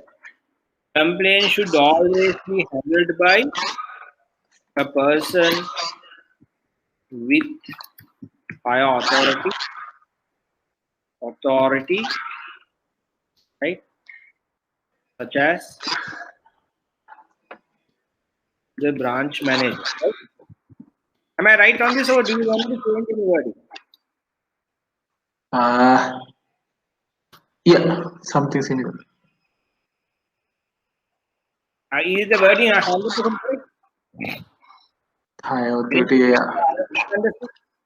yeah. Right, okay. So this is something for us to think. I'm not telling that I agree with you, and I'm not telling that I don't agree with you. I actually leave it to the entire group. So what we'll do is, let's go through a session, and at the end, perhaps, let's take up this for discussion, right? This statement for discussion, right? So all of you think about it, right? Think about it. And don't think about it without listening to me, right? So think about it, and let's have a chat at the end, right? So I will put this to the end of the presentation. So let's have a chat, right? Interesting.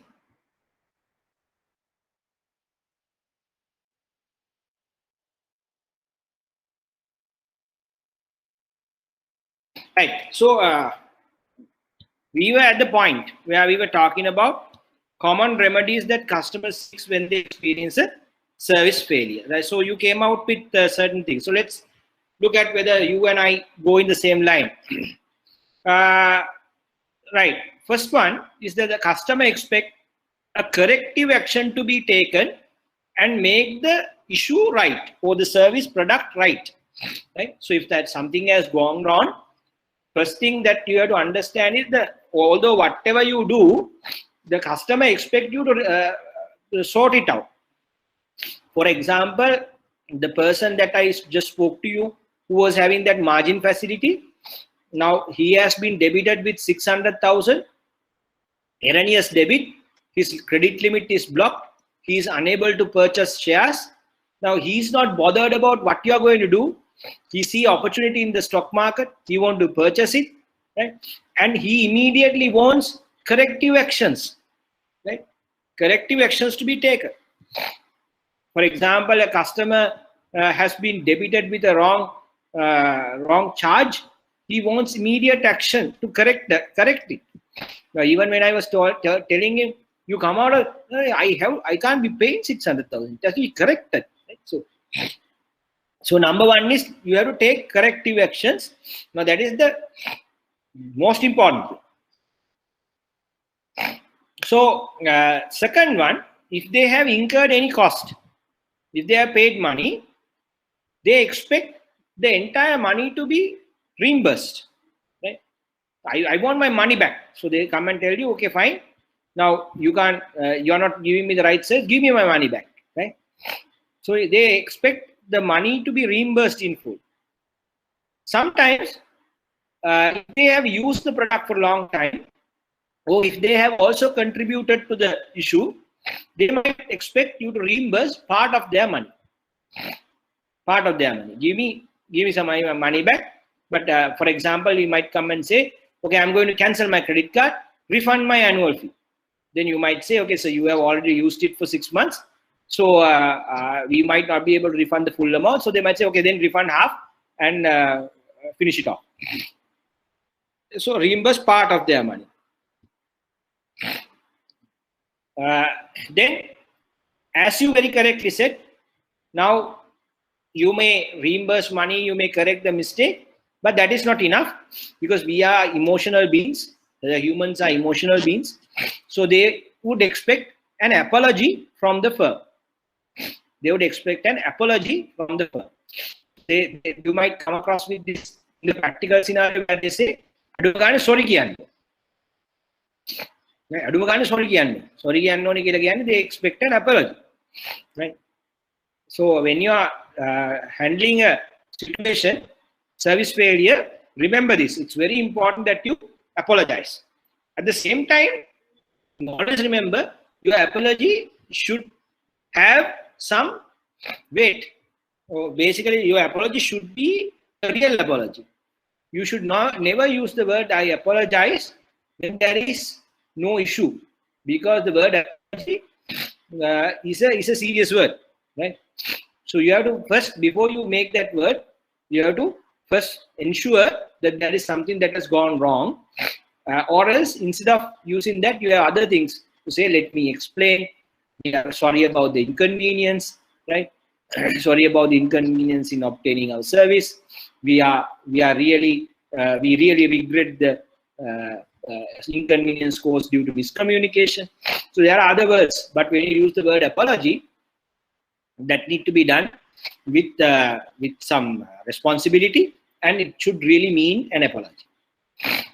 Then the next one, explanation by the firm about what happened. So as Rangana said, now this is very important. This is all human psychology. So the people expect you to apologize.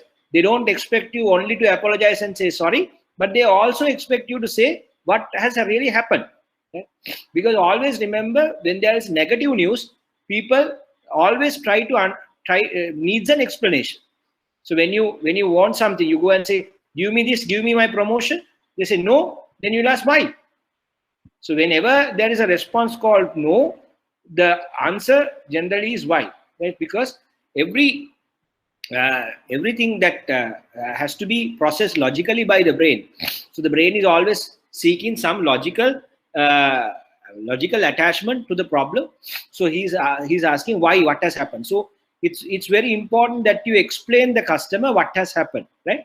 And always remember, when you explain what has happened in the service, it's very important that you also tell what you have done about it, right? So basically you have to say what has happened, what you have done about it, and give an assurance that it will not happen again.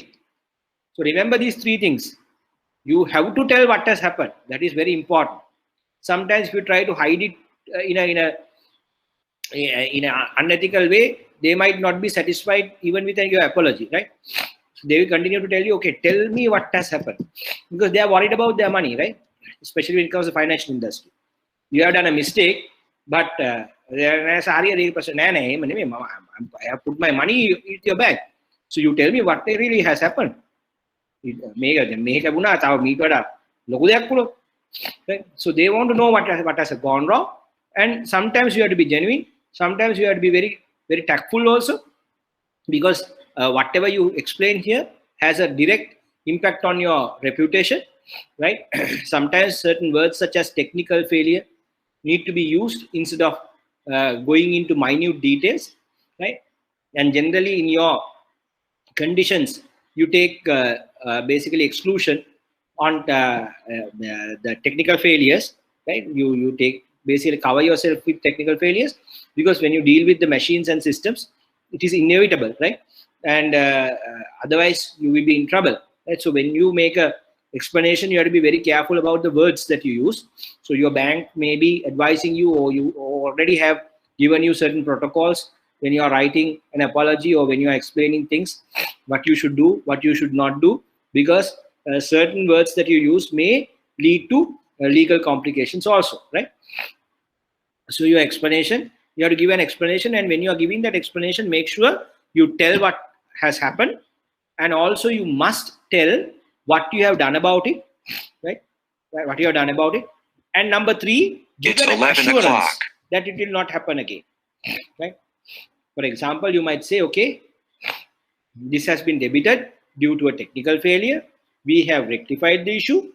We assure that it will not happen again, right? So what has happened, what you have done about it, assurance that it will not happen again, right? So that's very important. So an assurance that the problem will not be repeated. Then customer also expect you to provide him an opportunity to express his frustration to the firm. Sometimes they shout, right? Sometimes they shout, and you have to listen, right? When you listen, half of the issue is gone, right? Because some customers, they expect you to listen to them, right? So when you listen to them, sometimes the whole problem is over. After blaming or shouting at you, they themselves will feel sorry about it, right? So they want their frustration to be released at you. So therefore, when you are handling complaints or service failures, make sure that you have that tolerance to listen to the customer and allow him to express his feelings, right? Because otherwise, if you don't allow him to do that with you, he might do it with someone else, right? Or the public, right? So these are the common remedies that the customers seek when they experience a service failure. Now, when you're looking at your service culture, or basically service setup, The most important thing, so we have realized we have looked at the service recovery paradox. So we understand that we cannot make things go wrong and recover it all the time, and it has a cost associated with it, and sometimes we may not be able to recover as and when we want it. So therefore the right thing to do is to do it right first time. So your culture that you create in your service setup should be do it right first time. There is nothing called second time, third time, oh it's okay. There's nothing like that. Do it right first time, right? So when you go to this particular concept, do it right first time, then the chances are very rare that things go wrong. And this is not easy, right? This requires your processes, systems, people to be aligned with this culture, right? And also to make sure that you have proper processes in place, properly trained people in place, you have the right system in place. All those things comes with this culture, right? So when you follow the business philosophy, do it right first time, then that means you look at your organization in a holistic manner, and you align all your processes and the systems and the people towards this goal. What is the goal? Goal is do it right first time. Actually, this contributes to improve reliability aspect of your service quality, right? Right. But nevertheless, however good you are in running this philosophy, there can be service failures. And the service failures are basically surfaced as complaints.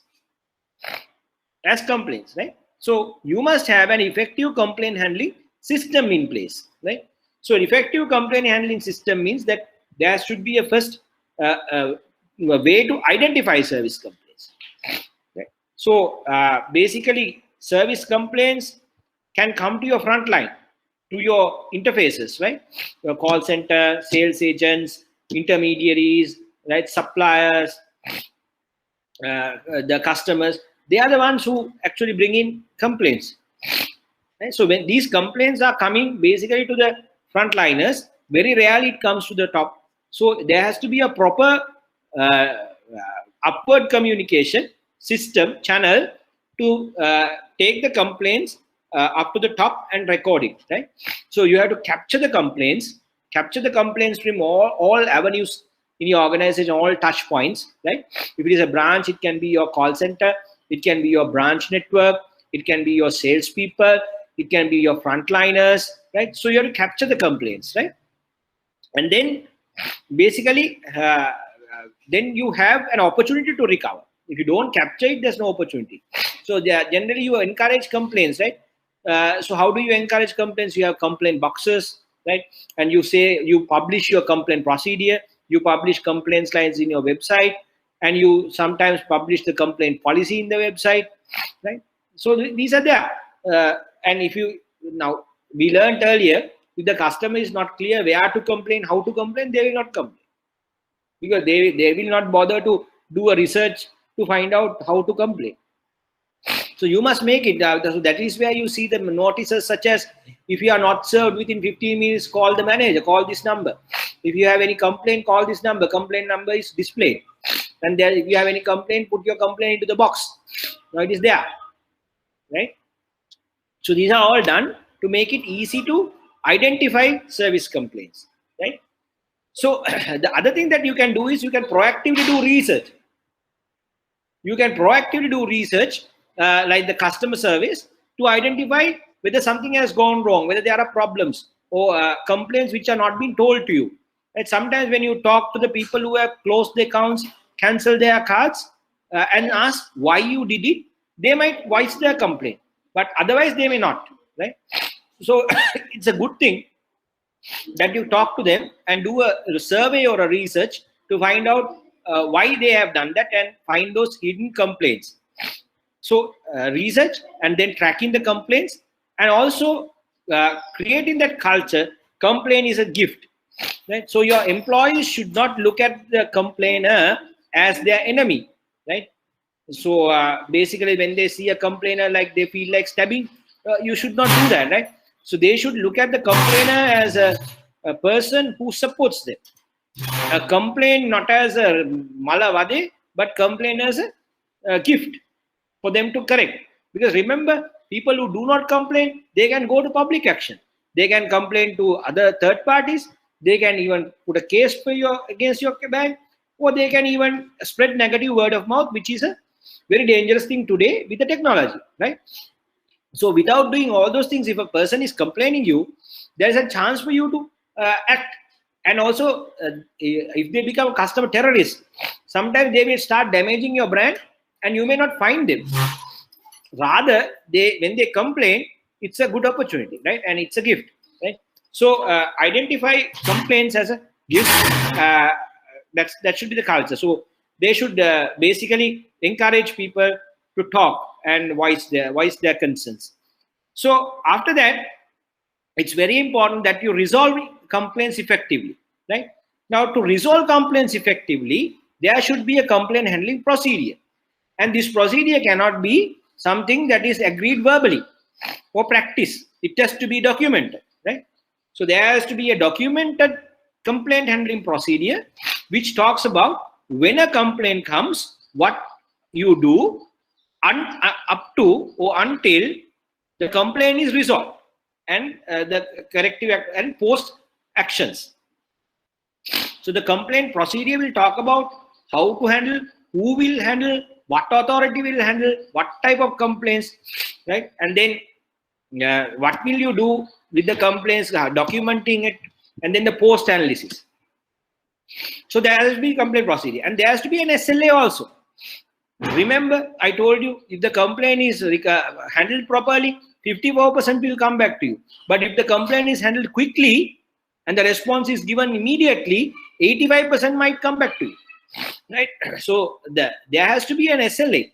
So they have to say, okay, when there is a complaint, you must tell to the customer, hey, look here, when you complain us, within 24 hours, we will respond to you. Right? Within 24 hours, we will respond to you. So that the customer will feel, I mean, it's worth complaining. Otherwise, remember, when they feel there will be no action or no point, they will not even complain. They will start go and damage your brand, right? So basically, you have to tell them an SLA, and it has to be published. You will say, okay, within 24 hours, we will contact you, and we will let you know what we can do. And if you need more time, we'll let you know that, right? And there has to be particular timelines, like, okay, within how many hours you will give the feedback, within how many hours you will resolve a complaint, and if it is a complaint that you need further analysis, with how many days you will take, and at what point it will be escalated to the next level, at what point it will be taken to the higher level, right? So all these things has to be properly documented. And at the same time, always remember that you also need to look at how you will empower your frontliners or the staff, because sometimes you may not be able to handle all the complaints by yourself, right? So, and when you are trying to handle it centrally, all the complaints, sometimes it may create an overburdened situation to the people who are handling it, and at the same time delays. Because when a customer comes to your frontline and says, hey, I have a problem, if that person can solve it then and there, the satisfaction is so high.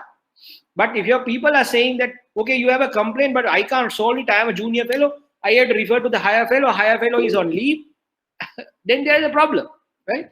So your juniors should have that ability or the empowerment to resolve problems.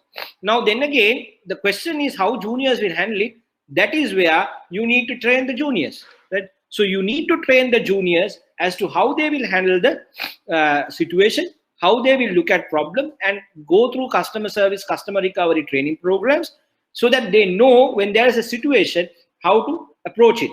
And sometimes it's good that you give them some authority also, right? Okay, you are given given the opportunity to waive off 500 rupees for any customer, or you are given the opportunity to waive off 100 rupees for any customer, right? So you give it, right? And or you might say, okay, it can go up. For example, you might say to a branch manager, you are authorized to send a cake or a bouquet of flowers to a customer when there is a problem, right? So you are authorized to spend up to about 10,000 rupees, 5,000 rupees.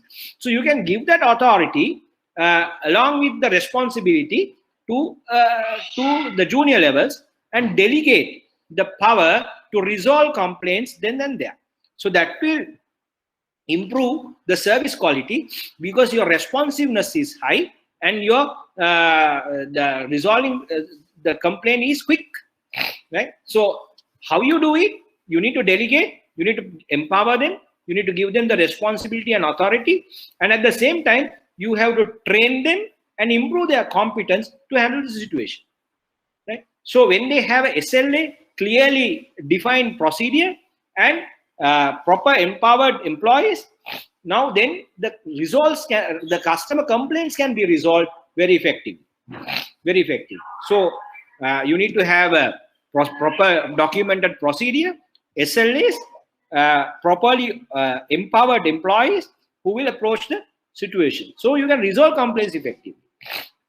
Then the final factor, the next factor is learn from the recovery experience.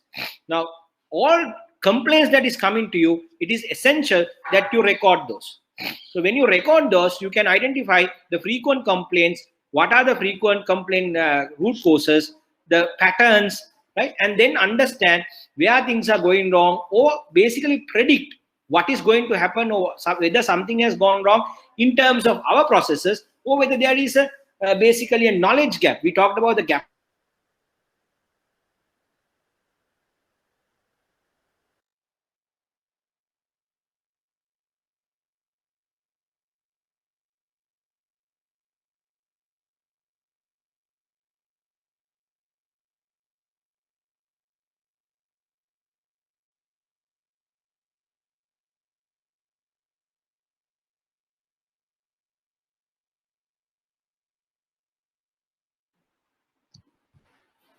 Right, sorry about it. I think the internet connection went off. So I think I was at the time of I was talking about complaint handling procedure and the SLA, right? So I'm sure that you understand.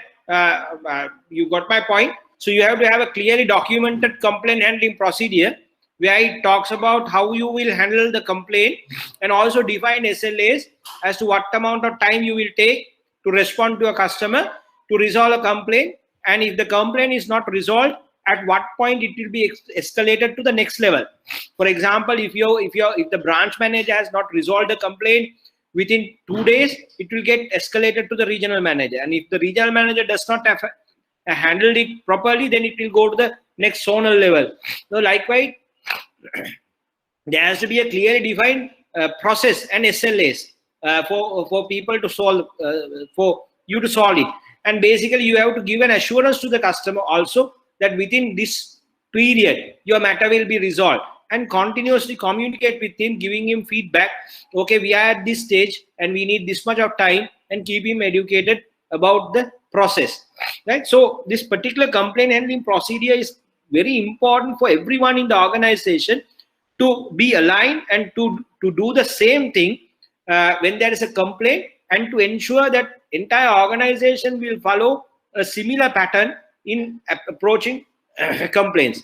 And at the same time, the second thing you should do is that you must also empower the employees, because if you try to handle all the complaints centrally by one person, it might create an overburden situation, and where it might get it might create delays, right?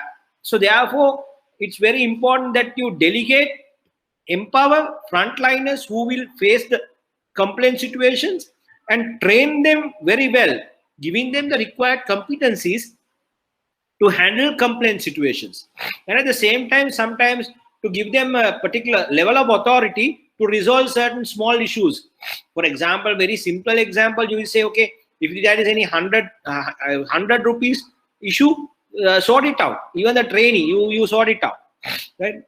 We give you the authority, right? So 100 rupees is not a big deal, but when a customer comes and say there is a problem, I have been charged 100 rupees, when he says no problem sir, I understand, I will reverse it then and there, rather than telling, okay sir, I understand sir, but I have to refer to the manager, the manager also can't do it sir, so we have to wait 2 days to get this refund of 100 rupees. So that will solve the problem.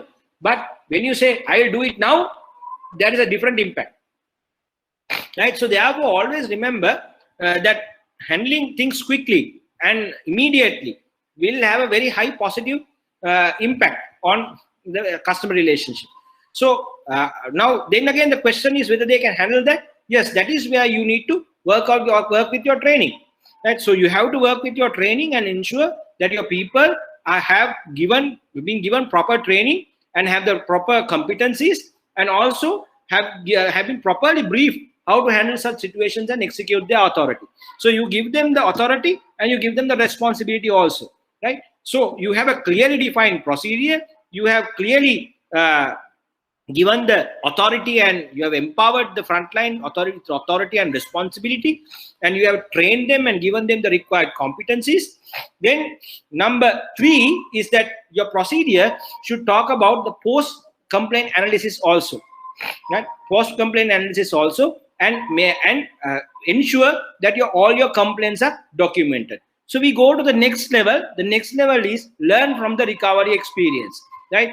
Now it's very important, as I told you, that you document all your complaints that you receive from all the channels and analyze those. So when you analyze the complaints, you will find from which area complaints are coming mostly, right? And so that means something has gone wrong. That something can be identified with the gap model that we discussed. Remember that we discussed about the knowledge gap, research gap, design gap, delivery gap, right? Communication gap. So we talked about gaps, right? So we refer to the gap model. So then you apply it to the gap model and ask the question, where is the gap? Is it the design? Is it the service design, service execution? Is it with the communication? Is it with our research, understanding, right? And then you will also be able to track the change in consumer behavior, and also the requirement for you to change or improve yourself, or basically change the traditional thinking that you had towards your business processes, right? So you have to learn from the recovery experience, so that will help you to identify the root cause, and then that root cause analysis will help you to understand what is going wrong and solve those issues, basically address the root cause. So when you address the root cause, the problem can be eliminated. Otherwise, if you address the surface, the problem will be solved for one customer. Tomorrow you will get it for another customer. Next day for another customer. Or maybe for the same customer, it might happen repeatedly. So that there is no point of taking recovery action, right? So the most important thing is to do that post-complaint analysis, right? And then learn from the recovery experience, understand the root cause, and remove it. That will actually lead you to do continuous improvement. Because when you analyze complaints and when you look at the root causes, it can drill down to either to an issue with your procedures, processes, people, systems, right? So when you see those processes, and if you really look at the gap model, it can be the research gap, it can be the design gap, communication gap, right? So it will provide you that gap. So when you see the gap of what customer expected and what you have done, what you have delivered, or where the things have gone wrong, you can close those gaps. So when you close the gap, or when you address the gap, it will continuously improve yourself. Sometimes the gaps may have created with the changes of the consumer behavior, thinking pattern, or the competitor actions, right? So earlier customers are okay to wait 2-3 days to get a loan, but today they may be expecting you to give the loan over the counter using robotics or artificial intelligence, right? So the standards have changed, customer expectations have changed, your competitors may have changed it. So therefore you also have to change. So that will make the organization continuously learn, adapt, and improve, right? So learning, adapting, improving, those are critically important for organization to survive. So when you do this, and when you basically close the gaps, then you will move to do it right first time concept again, right? Because when you are closing the gap, it is contributing for you to live with your philosophy to do it right first time. So when you have gaps, you can't meet this. When you have gaps, how can you do it right first time? So when you close the gaps, identifying root causes, that will help you to do it right first time. So this is a circular process. So you are always trying to do it right first time, but things can go wrong. Then make sure that you identify that if something has gone wrong, then resolve it immediately so that you can keep the loyalty and the satisfaction. And then the next one is learn from your experience and then close the gaps if any, and then you can do it right first time always. right? So this is the approach that you should have in resolving complaints. So you might get a question saying that, okay, as a branch manager, how will you approach to resolve problems in your resolve complaints that will come to your branch? So which you can use this, or basically as a bank, what are the things that you can do to improve your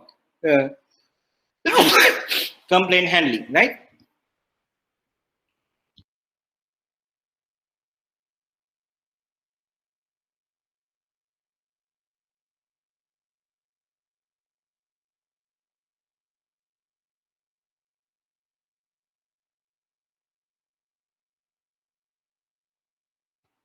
So I'm sure you are clear with that. So let us go to the other one.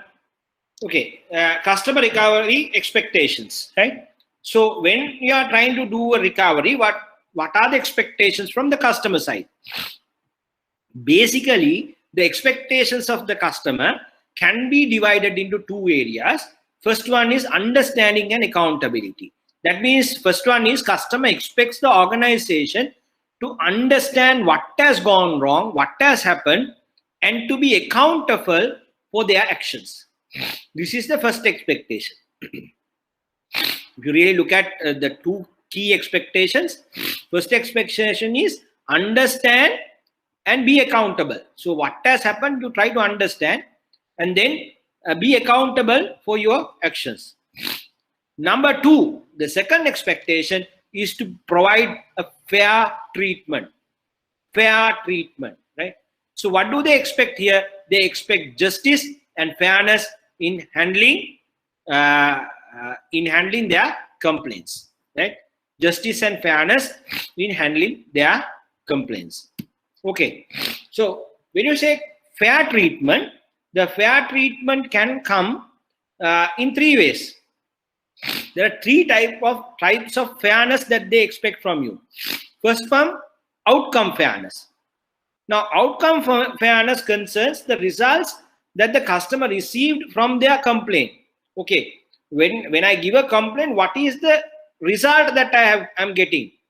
Right? What is the result? Actually, as we all know, the common saying is punishment should fit the crime, right? Nothing more, nothing less, right?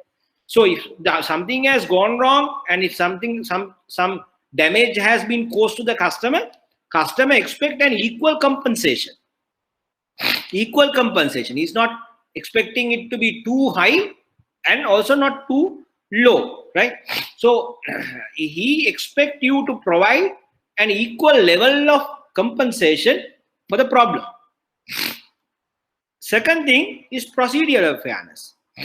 Now, what is procedural fairness? Now, procedural fairness refers to the policies, rules, and timelines of the complaint process. Now, that is the complaint handling procedure. So, when you are handling the complaint handling procedure should be fair to provide clarity, speed, and absence of hassle. Now, the procedure, you can't make the customer go through pillar to post to do a complaint. Right? So, sometimes when you go to these government institutions, you may face it. They will say, okay, if you want to complain, go to this, go to that place, go to this place. Recently, I actually called to one place to complain, and they were telling me, okay, you have to complain for this matter to this place, this matter to this place, this matter to this place. And actually, basically, I have to take 4 calls to complain about a common matter. And when they complain, they say, okay, you do this procedure, do that procedure. Talk to him, not me. So that when you go through such a procedure where the person feels a lot of hassle, where he has to prove himself, he has to come, spend time, money, effort, then the customer will feel disappointed about the treatment. Right? So, complaint handling procedure should be clearly defined. It should have the speed. It can't take long time. You can't, like in the normal scenario that we see, you can't have a commission over a commission over a commission and then report to punish people. But it's 11:30. Something that we have commonly seen, but that we all blame on that, right? So similarly, customers, you can't say, okay, wait for 1 week, 2 weeks, 3 months. You can't say like that, right? So the complaint handling procedure should be very speed, should be very quick to support the customer. It has to be very convenient for the customer to go through. It should never create an hassle, right? And it should provide clarity as to what is happening, how it is happening, timelines, and update him so that he's very clear about what is happening. So that is procedural fairness, your complaint handling procedure. Then the third factor is interactional fairness. Now, interactional fairness refers to interpersonal treatment. So when you go to complain, with how you will be treated. Now, sometimes you can't go and complain because when you complain, you have been looked at as the enemy, and they will basically hammer you or basically do whatever possible to damage you, right? So then you are afraid to complain. You are thinking, okay, if I complain, something wrong will happen. For example, if you want to complain about the teacher of your son's school, you may not complain because the teacher might take it personally and then harass the child. If you want to complain about your peers, sometimes you might be afraid to complain because if I complain, they will harass me. Sometimes when it comes to the government organization especially, you are afraid to complain because if you complain, they will start attacking you, right? And sometimes even for the bank, they worry to complain because when they complain, they will basically be ignored, or sometimes they be treated badly by the people.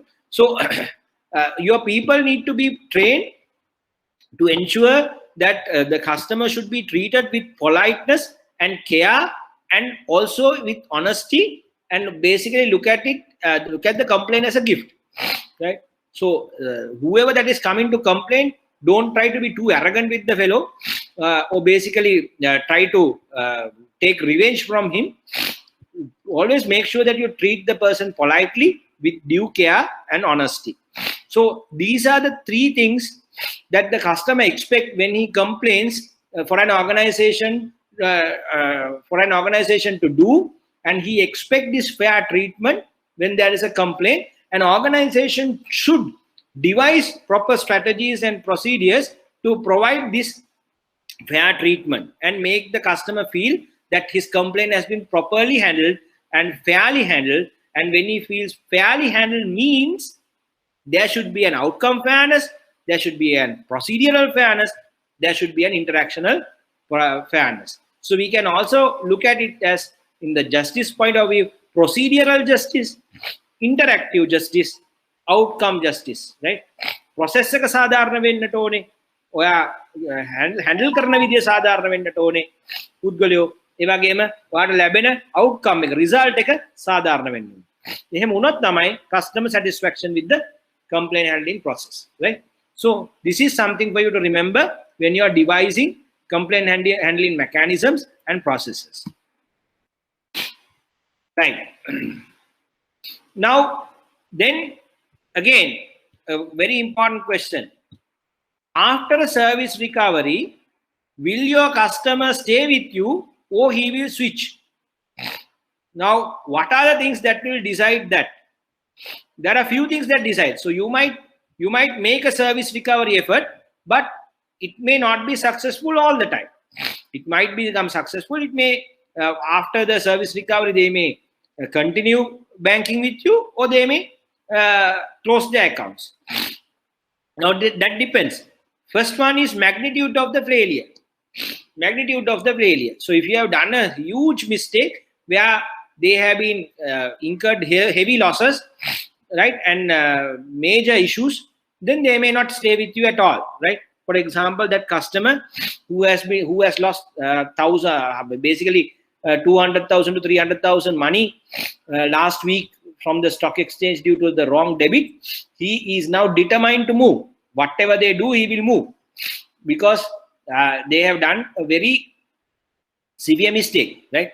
And as I told you, if you have messed up with some important event of the customer, for example, the customer is coming to you with his girlfriend, or he's coming to you for the anniversary, or he has basically done a very he invited all his friends and relatives, and you have not made the reservation right, he may not come to you again, however much you try to recover, right? So there are situations where the magnitude of the failure or the issue is so huge and the damage done to the customer is so much, so the customer will not come back to you whatever you do.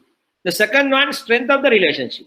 So if you have had a very good relationship with the customer, sometimes when you, even if you have done a mistake, once you execute a service recovery strategy, he might come back to you because he knows that there is a good service that you have been providing. So one of issues, he might forget about it and come back to you. Then third factor is customer's attitude towards switching. So if it is a customer who feels switching is okay, I don't care, I don't have to be very loyal, I will always go to the best. And if he's a person like that who goes for the best deal and is not bothered about relationships or emotions, he might switch. Then the fourth factor is accumulation of events. You may do a mistake, service recovery, another mistake, another recovery action, third mistake, another recovery action. When you do like that, and when you're continuously making mistakes, then whatever the service recovery mechanism you have, your customers will move away from you because they will consider that banking with you or doing business with you is too risky, right? Too risky, and they will move away from you. So if you really look at 8 broad themes identified as underlying the decision to switch, right? So you will see that there are a lot of other factors that are getting that are contributing to it, but then the response to the service failure comes here, right? So if there is a negative response, or basically you have failed to respond, or basically you have responded in a harsh manner, like you have seen in the previous 2 videos how it was handled first, right? Don't care attitude, and basically you say we don't care, and you incur the loss. Then they will switch, like I did for my shoe, right? I actually moved away from that brand completely. Now I'm not looking at it at all, right? So however good they are now, I don't care, right? I don't go there because they have given a negative response to my complaint. Then second factor is no response to the complaint, right? So basically when you don't respond at all, right, so then the customers will get disappointed and they will switch because they will feel they have not been recognized, they have been ignored, right? They have been basically ill-treated. So no one wants to do business with a person who's going to ignore them, right? And then reluctant response. So now here you have responded very late and you are very lethargic in responding. Actually you say, I mean, like, okay, these are not very big issues, why are you bothering us, kind of attitude. Then again they will switch, right? So these are things that will clearly contribute to the service switching behavior of customers, right? So as this is been said, customers don't expect you to be perfect, they expect you to fix things when those things go wrong, right? So customers don't expect you to be perfect, but they expect you to fix things when they go wrong, right? Okay, then when it comes to when things go wrong, how can you fix it? Now that is again another question to ask, right? So when you ask that question, we can talk about different service recovery strategies. So basically we have identified 8 service recovery strategies looking at the past examples and went through research. So we're going to discuss about that now, right? Okay, give me a second before I start that.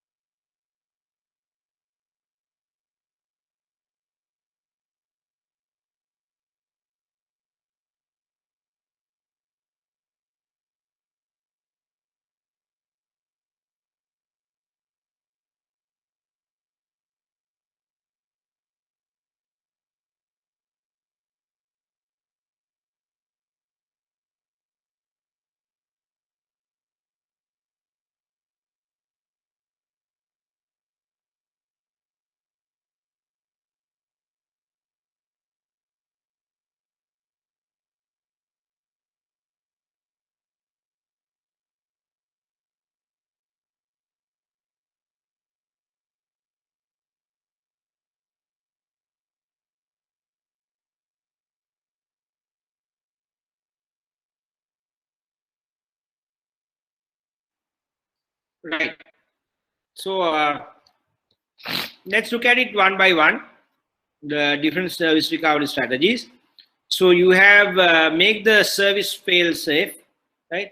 And then encourage and track complaints, act quickly, provide adequate explanation, treat customers fairly, cultivate relationships with customers, learn from recovery experience, learn from lost customers, and make the service fail safe, right?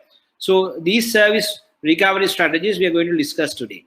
So, right, okay, fine. So first one is make the service fail safe, do it right the first time, right? So do it right the first time is a concept. When you practice that, service recovery is unnecessary. We discussed it again earlier. So one certain things that you can do is that you can adopt practices that such as total quality management practices, right? And if you really look at Japanese, they have this saying "poka yoke." So yokeru means avoid. Sorry, yokeru means avoid, and mistake is poka, right? So basically, it's telling mistake proofing, right? So they what they say is follow the essential procedures and make sure that you will not fail, right? So it's you're looking at it to develop a zero defect culture, right? Zero defect culture. So if you can have this culture within your organization by motivating people to provide quality service first time to every customer, right? So every time to every customer the right service, then you are going towards that standard, do it right first time, or the zero defect culture, right? So when you go to this mindset, the chances are very high that you will be able to basically safeguard your customers organization, right? And then encourage and track complaints. The next thing that we discussed is encourage and track complaints. We all know that no one is perfect, so service cannot be perfect. So you have to understand that you have to go for the zero defect culture. But whatever the business philosophy you follow, however good you are in doing that, and whatever the steps you have taken, there can be situations where you go wrong, especially because you are dealing with service people, and people are emotional beings, and people make mistakes. No one is perfect, right? It's same with the employees, same with the customers, right? So most important thing is that when some mistake happen, for you to know that there is something that has gone wrong and take actions quickly. So in order for you to know that something has gone wrong, you need to encourage and track complaints. But there are two parts to it. Number one is encourage. Now, how do you encourage complaints? You allow complaint boxes, you provide the emails, contact numbers, you display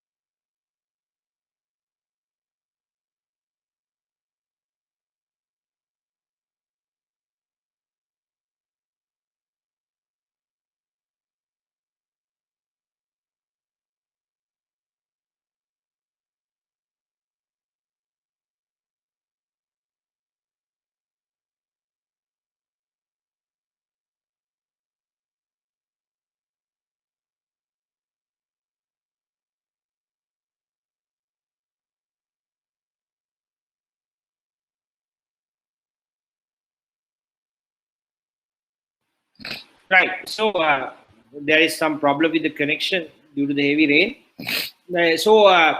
Basically, there are two parts to it: encourage and track complaints. So you need to know how you will encourage it. Now, encouraging is also a challenge because, as I told you, there are some people with some psychology that there's no point complaining psychology, right? So they're not bothered, and some don't know how to complain. And so basically, you have to encourage them addressing these concerns. So you need to tell them, okay, if you complain, something right will happen, and give that assurance, right? Give that assurance. If you complain, that something right will happen. Acknowledge their complaints and basically show them the complaint procedure. Be very transparent.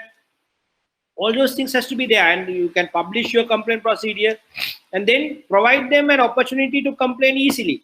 So basically, educate them how to complain, to whom to complain, and provide them a platform to complain also. Basically, email, telephone number, and a complaint box, right? And then provide them a platform to complain. So by doing those, you can encourage them to complain more and more. And basically to complain so that you can correct, so that you can improve. Then second part is tracking. Now, whenever there is a complaint, there has to be a proper tracking. So you can have a centralized complaint database where everybody in the organization will have a platform to enter the complaints and send, so that the complaint is centrally processed or centrally managed, right? So you have to have these mechanisms. So when you have these mechanisms, it's easy for you to respond, right? So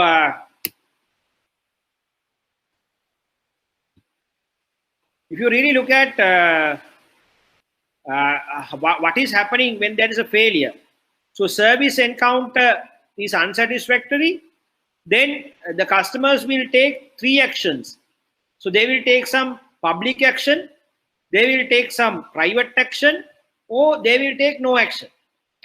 So when it comes to this, when it comes to public action, they will complain to the service firm, they will complain to third parties such as regulator, consumer affairs authority, or court of law, right? Or they will take legal action to seek redress, to remedy, right?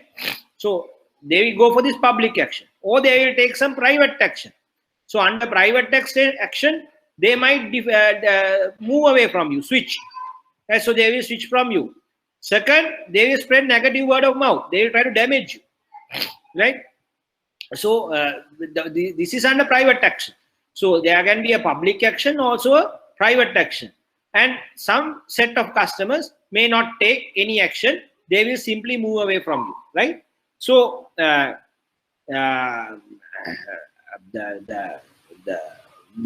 customer may go for one of those or combination. He might take a public action and also a private action, right? So these are the different options the customers will have, right? So it's very important that you track the complaint and get the complaints to you before they go to the world or public to talk about it, so that you can resolve it before your brand is being negatively affected. Next one is act quickly. Third one is act quickly, right? So what do you mean by act quickly? Take care of the problem on the front line itself, right? So you have to actually train your frontliners, encourage them to take ownership of the complaint and make the response quickly, right? So you must have a mechanism where your frontliners can reach the people with authority to take decisions very quickly, and then basically empower them with some level of authority to take decisions. And maybe for you to do that, you may have to allocate required people with required competencies. Now, I know some banks are so worried about giving credit DAs to their managers. Now, the question is, why worried? Maybe because they have not allocated proper people as the managers. Because if you allocate proper people with required competencies, trained individuals, yes, it is costly, but it is really going to support you with your service levels. Okay? So if the customer comes to you with a complaint, if you can handle it then and there, then it's really good. So you need to have people with competencies being employed at the front line service areas, so that they can take the call quickly.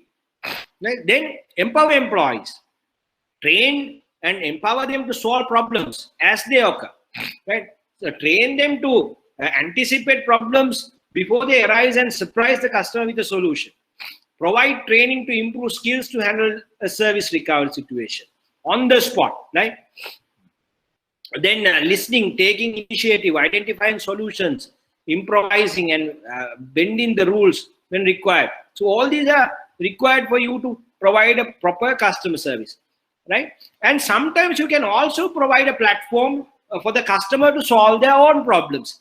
For example, if the card is lost, if the credit card or the debit card is lost, or they have to call the call center, stay in the queue and stop it. By that time, things might go wrong, right? So instead of that, you can allow them a mobile app where they can go and do their deactivate their cards whenever they want, right?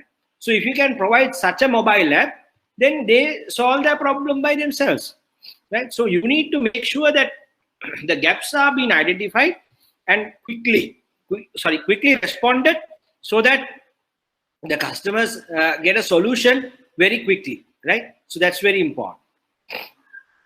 And then the next one is to provide an adequate explanation. So give me some time here.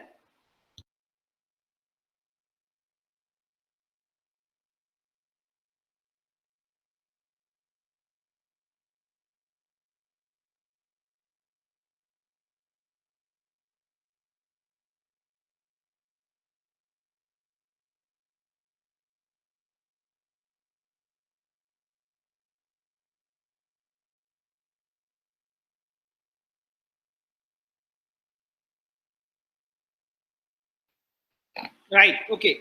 So the next one is to provide an adequate explanation, right? So, right. So when you are looking at an explanation, what is considered as adequate and how do you provide an explanation? So first one is that when you provide an explanation, your content must be appropriate. So you must have relevant facts, pertinent information, right? So you must say, okay, what has gone wrong, right? The facts should be there. Okay, this date, this happened, this day, this happened, right? And this time. So the facts has to be there. Facts get karna, datta, right? Facts have to be there. Then the next one is pertinent information. Vadagat tortul. May content appropriate. Content should be accurate. There should be relevant facts, pertinent information, so that the customer can see a logic and he understands there is some sense in it. And you don't try to basically deceive the customer.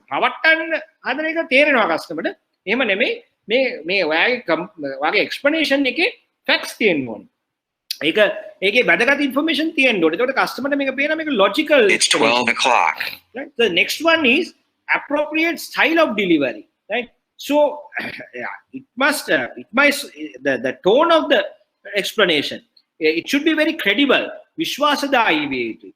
It should be very sincere, avanka, right? The tone, it has to be very polite, right? Polite, courteous when known. Expressions, right? Emotions express we deeply regret, right? Personalized. So there are certain techniques such as you attitude, right? And then the persuasion techniques. Delivery the customer to make a feel when with the credible, sincere, courteous explanation. Right? So we might talk about examples when you are writing, right? So basically when you are writing, remember this, right? Contents must be appropriate, and there should the style of delivery also should be appropriate. So under content, you are talking about facts and pertinent information. Under delivery, we are talking about how you show credibility, how you show sincerity, and how you show courteousness, and how you express your ideas, right? So with that, you have to provide an adequate explanation. Remember, every customer would like to have this, because they like to look at, when you provide anything logically, it's easy for them to understand. Our brain is designed in that way. If you provide anything logically, then it's easy for the brain to understand. If it is not logical, then the brain will go into different dilemmas, right? Then next one is treat customer fairly. So basically, customer expect you to treat fairly. Now, when you say treat fairly, now unlike in the past, now you know what is fair treatment, right? What is the fair treatment? Your outcome should be fair enough, right? So what is the outcome? What are you going to do with, what is your compensation, right? So punishment, reward should meet the punishment, right? Sorry. The punishment should be equal to the mistake, right? So there has to be a reward that is equal to the damage you have done to the customer, right? Then you have procedural fairness. The procedure that you and the customer is going through to solve the complaint should be very quick, should be fair, should not be a hassle to the customer, should be very transparent, right? You remember that. Then the third one, when you say fairly, the third fairness is interactive fairness. That means when you are dealing with the customer, the people who are dealing with the customer should deal with courtesy, deal with in a friendly and a courteous manner. Should not be arrogant, and should not take revenge from the customer, or basically damage the customer's reputation, right? So those things are very important when you are looking at fair treatment. Then cultivate relationship with the customer, right? So basically, you have to develop a rapport between the employee and the customer during the process, right? So when you develop this relationship in handling the issue, then it increases post-failure satisfaction. It will increase loyalty intentions. Then there will be less negative word of mouth, right? So once when you are handling, you will say, okay, sir, I understand. Let me support you. Let me help you, right? So I know that something has gone wrong, right? So there was this the training. I cannot locate the one where somebody will come and tell you, hey, you are taking long time. Your queues are so high. What are your cash officers doing? This is ridiculous. They shout at you. So then how do you react? So you might react, how can you say like that, you bugger again, you will start a fight. You will get obviously angry because you have put all your tellers, they are working very hard, and he has not stayed in the queue, not even a minute. Now he's telling that I have stayed for 10-15 minutes. Customer so they are now he's shouting. Precious time. So how do you handle? Now you are not going to fight with the customer. You go and say, sir, we understand time matters. Yes, you are 100% correct. We should not take long time. Let me handle it. Let me handle it. Please come to me. So if you are the cash officer, you take him, you ask him to sit down, you talk with him, have a chat. Now you are building a relationship, right? You are building a relationship, and then you will say, okay, let me sort out the problem. That problem is sort out. Sometimes you might say, sir, I may ave. Fund transfer electronic banking facility. So likewise, you might cross-sell also. Believe me, if you are thinking this is exaggeration, it is not. We have done it practically in the service arena, right? So the people who are shouting at you, if you react negatively, then there will be a fight. But basically what you should do is that you should look at it in a different point of view and develop a relationship with those people who are fighting, and then basically support them to overcome it. And when you develop a relationship, next day they will not fight. But remember, there can be that 1% Jonas, 1% people who are basically come and fight with you all the time. So now, just because of 1%, don't try to be arrogant with the rest of the 99%. So that 1%, yes, there is a different way of handling them. That different way of handling them, and then basically Sometimes you might take a call to get rid of them, but that is a different case. But 99% of the time, this strategy works, right? So basically, you go with the customer, develop a relationship, resolve this problem, and sometimes you will end up cross-selling and developing a better relationship, right? So when you do that, the customer will be happy, right? And then they will sometimes lower service recovery expectations. They will demand less, right? And they might not go and talk about it with others because you have handled him very well, right? So that is again an important factor, right? Okay, give me a second.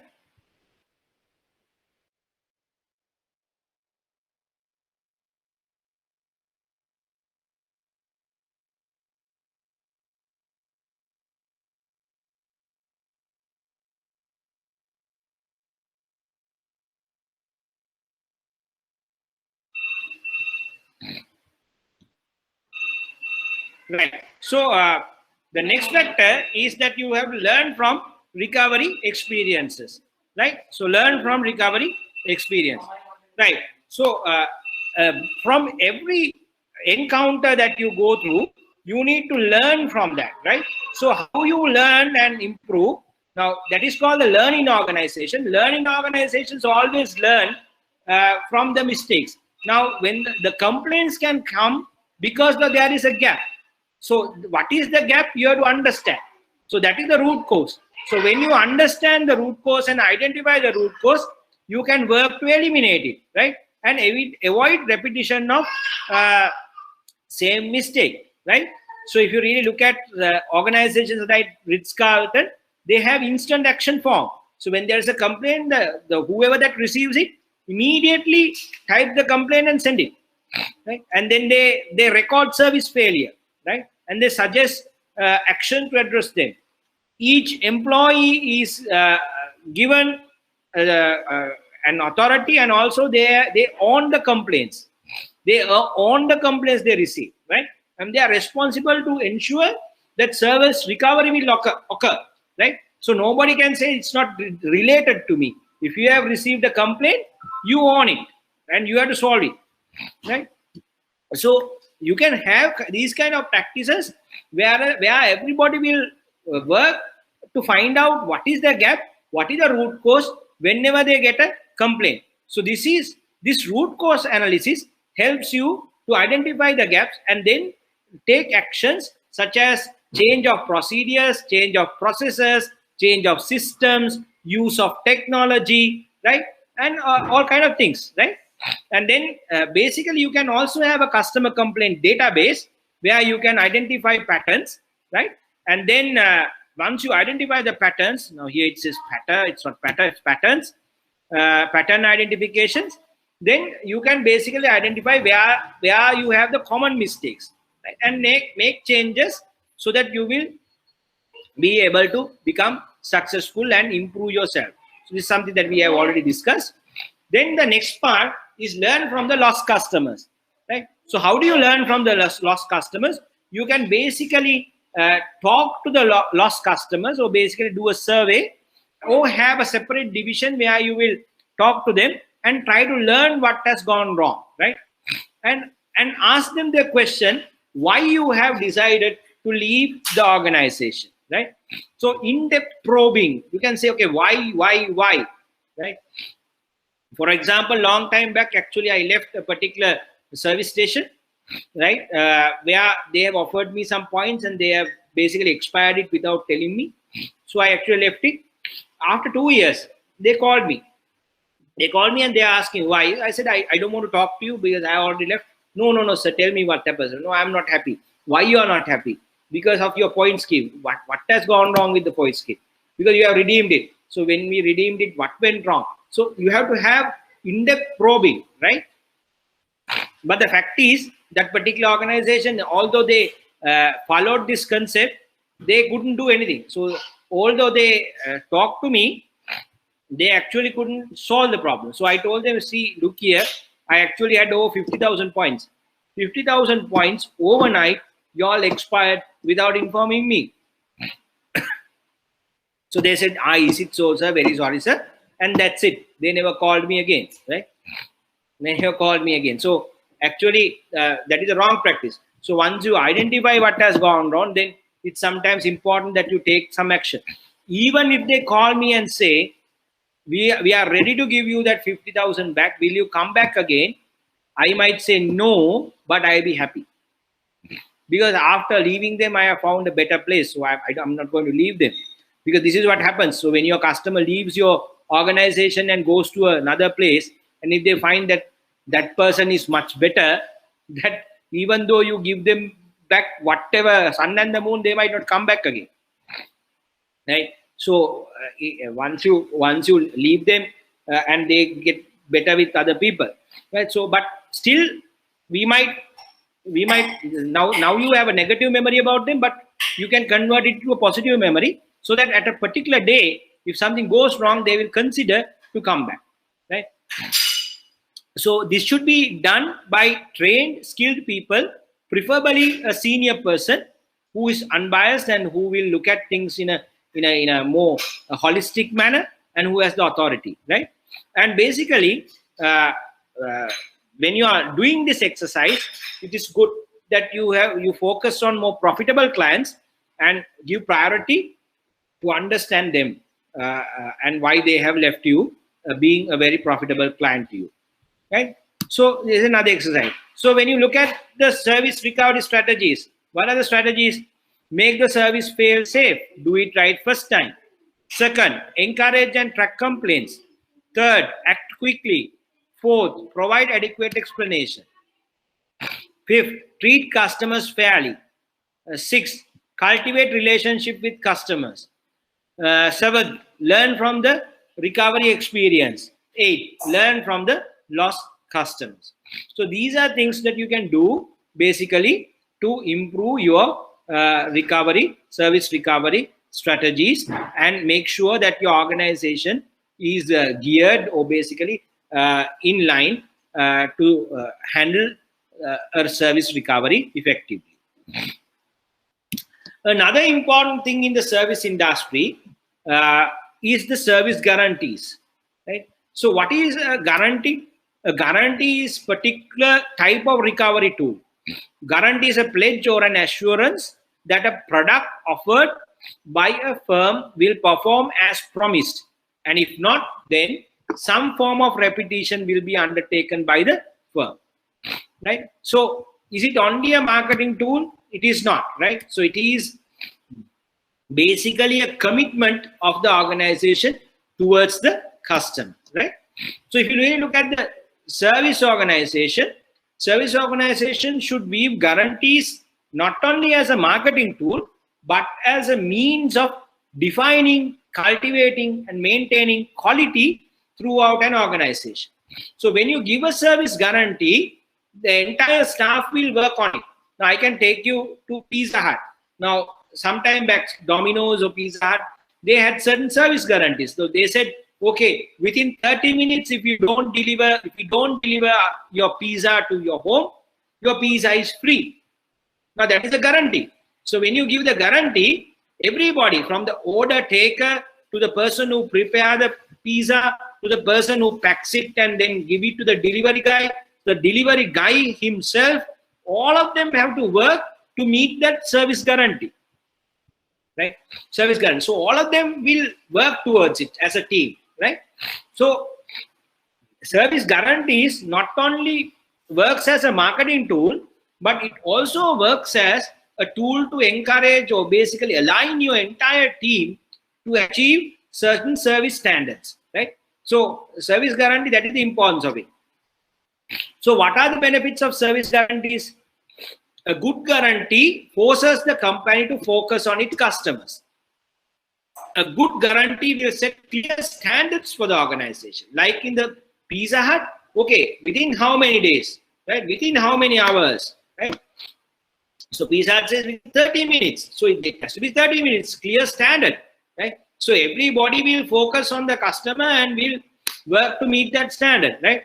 A good guarantee will also provide an immediate and relevant feedback from the customer. So if the SLAs or the standard is failed, then you will immediately get a feedback. Why? Because you have to give the pizza free, right? So you get a feedback, right? So guarantees help service organizations to meet standards, align their whole processes and the people, and also to get feedback on how they are faring in treating customers.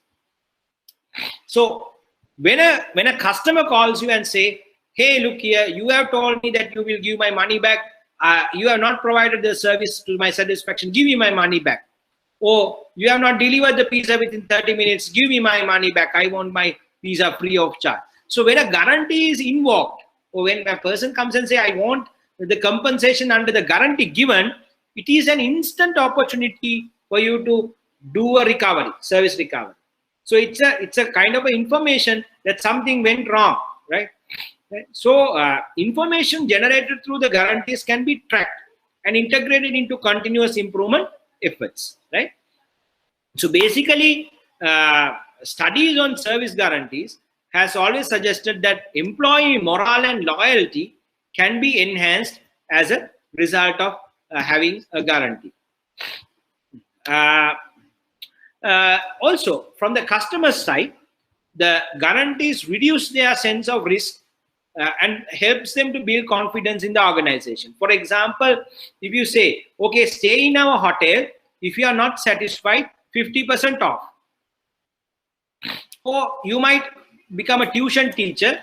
Now, when you are a tuition teacher, the students and the parents are thinking 3-4 times whether you are good or bad, whether you are good to send their child.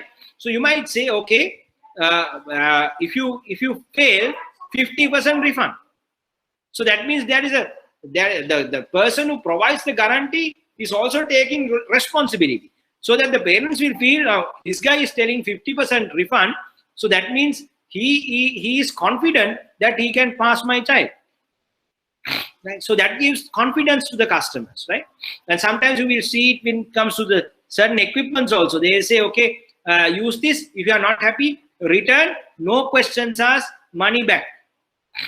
So these guarantees you can see, right? So these are really encouraging the customers, especially when it comes to service sector, because you remember I told you services are intangible, right?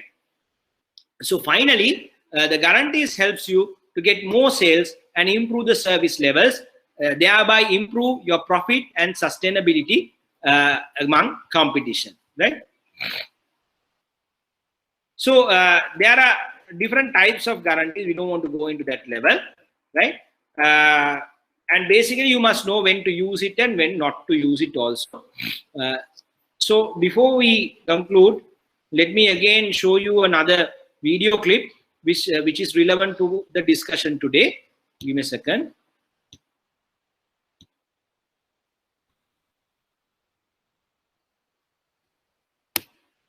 I use the word basic, B-A-S-I-C, basic. Like when I take a taxi, to me the taxi should have 4 wheels. If it doesn't have 4 wheels, I'm not getting in. That's why I don't ride tuk-tuks. Doesn't meet the basic. And the taxi driver should get me from A to B, and when I get to B, I'm still breathing. That's basic, right? Let's go up one level. Above basic. That's basic, right? And when I get to B, I'm still driver. Doesn't mean 4 wheels, I'm not getting in. See, to me, the taxi should have 4. Like when I S-I-C, basic. Like when I take a taxi, to me, the taxi should have 4 wheels. If it doesn't have 4 wheels, I'm not getting in. That's why I don't ride tuk-tuks. Doesn't meet the basic. And the taxi driver should get me from A to B, and when I get to B, I'm still breathing. That's basic, right? Let's go up one level. Above basic is what's normal, traditional. I use the word expected. For example, when you get in that taxi, don't you expect that the taxi driver knows how to get where you want to go? Have you ever gotten into a taxi and the taxi driver goes, "Where are you going?" And you tell him and he goes, "Where's that?" How do you feel when that happens? Oh, man. Now you have to stay alert the whole time. Get on the highway, go to the third exit, down to the traffic light, turn right, second stop sign, turn.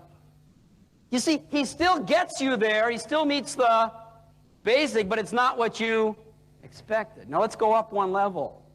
What you hope for. It would be nice. I call it desired. For example, don't you hope that you get a good driver? Don't you hope that the car is in new condition? Don't you hope that the taxi driver smells good? You hope, but you don't expect it. Let's go up another level. Above desired is, ooh, I call it surprising.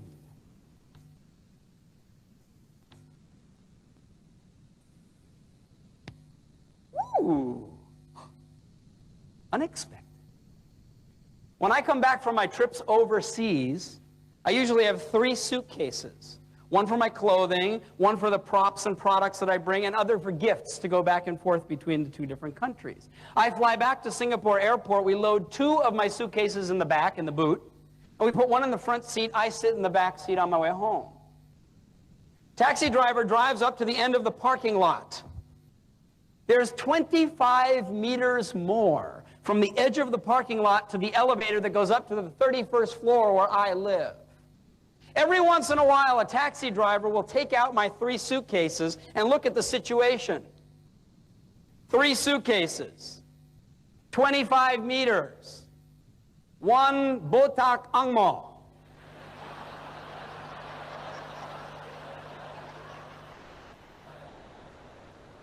Every once in a while, the taxi driver will say, "Come on, I'll give you a hand," and pick up 2 of my bags. Walk with me the 25 meters, put them down at the elevator.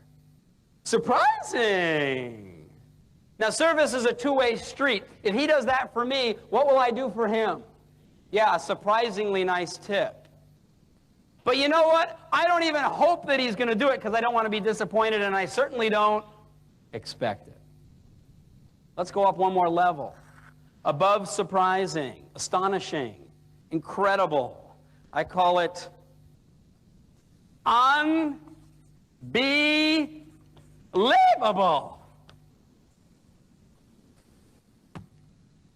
Unbelievable.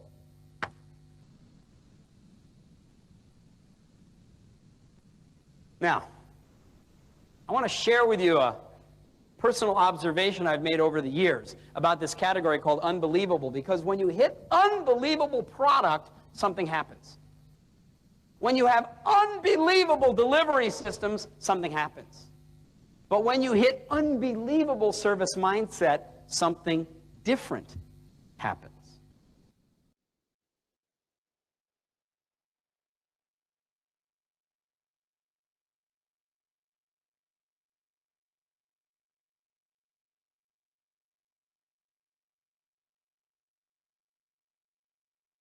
Provido is an online supermarket for groceries and household products.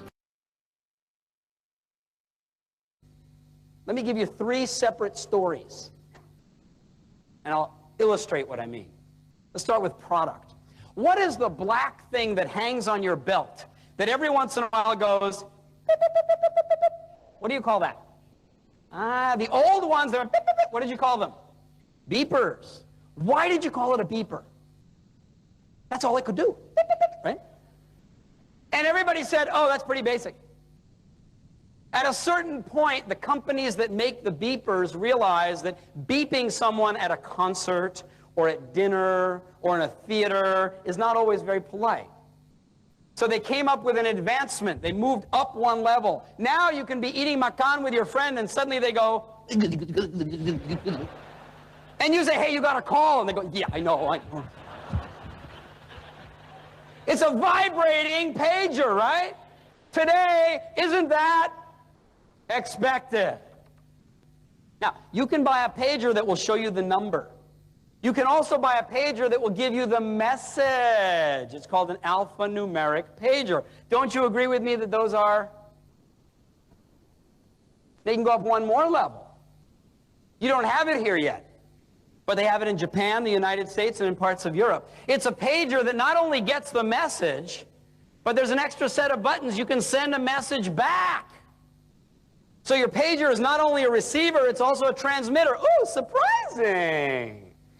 So your broker can send you stock quotations. You just hit a button, buy, sell. Your spouse sends you a message. What time are you coming home, dear? Hit a button, 5 o'clock.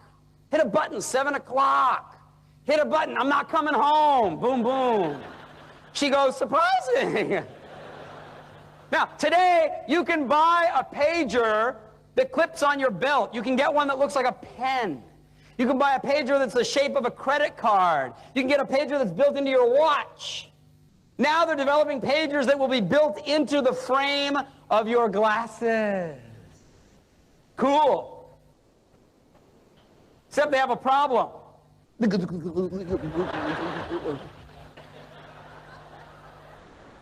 They can't vibrate your face. And they can't beep you either because it's too close to your ear. So you know what they're doing? On the inside of the glass, facing you so you can see it but nobody else can see it, is a little LCD panel. Now you know Times Square when the message comes across the building, right? So now you get it, you're walking along, you go, oh.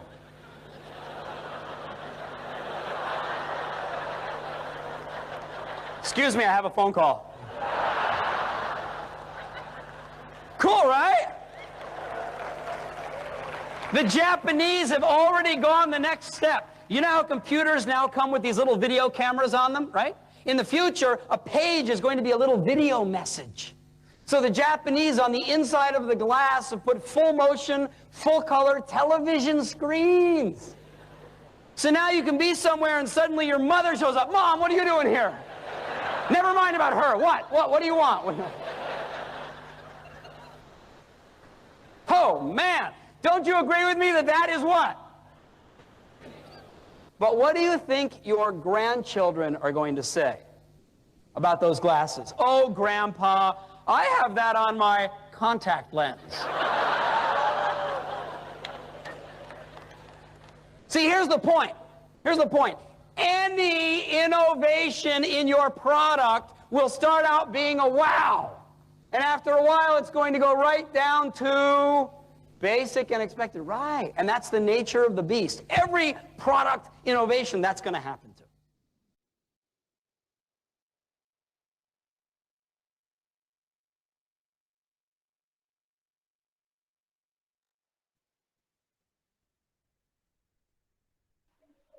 Right. I wanted to take you to a particular story on service quality, but I don't think I have time to show you the rest of the videos. But it's 12:30. Try to basically go through it, some of his videos, even for the next 2 classes.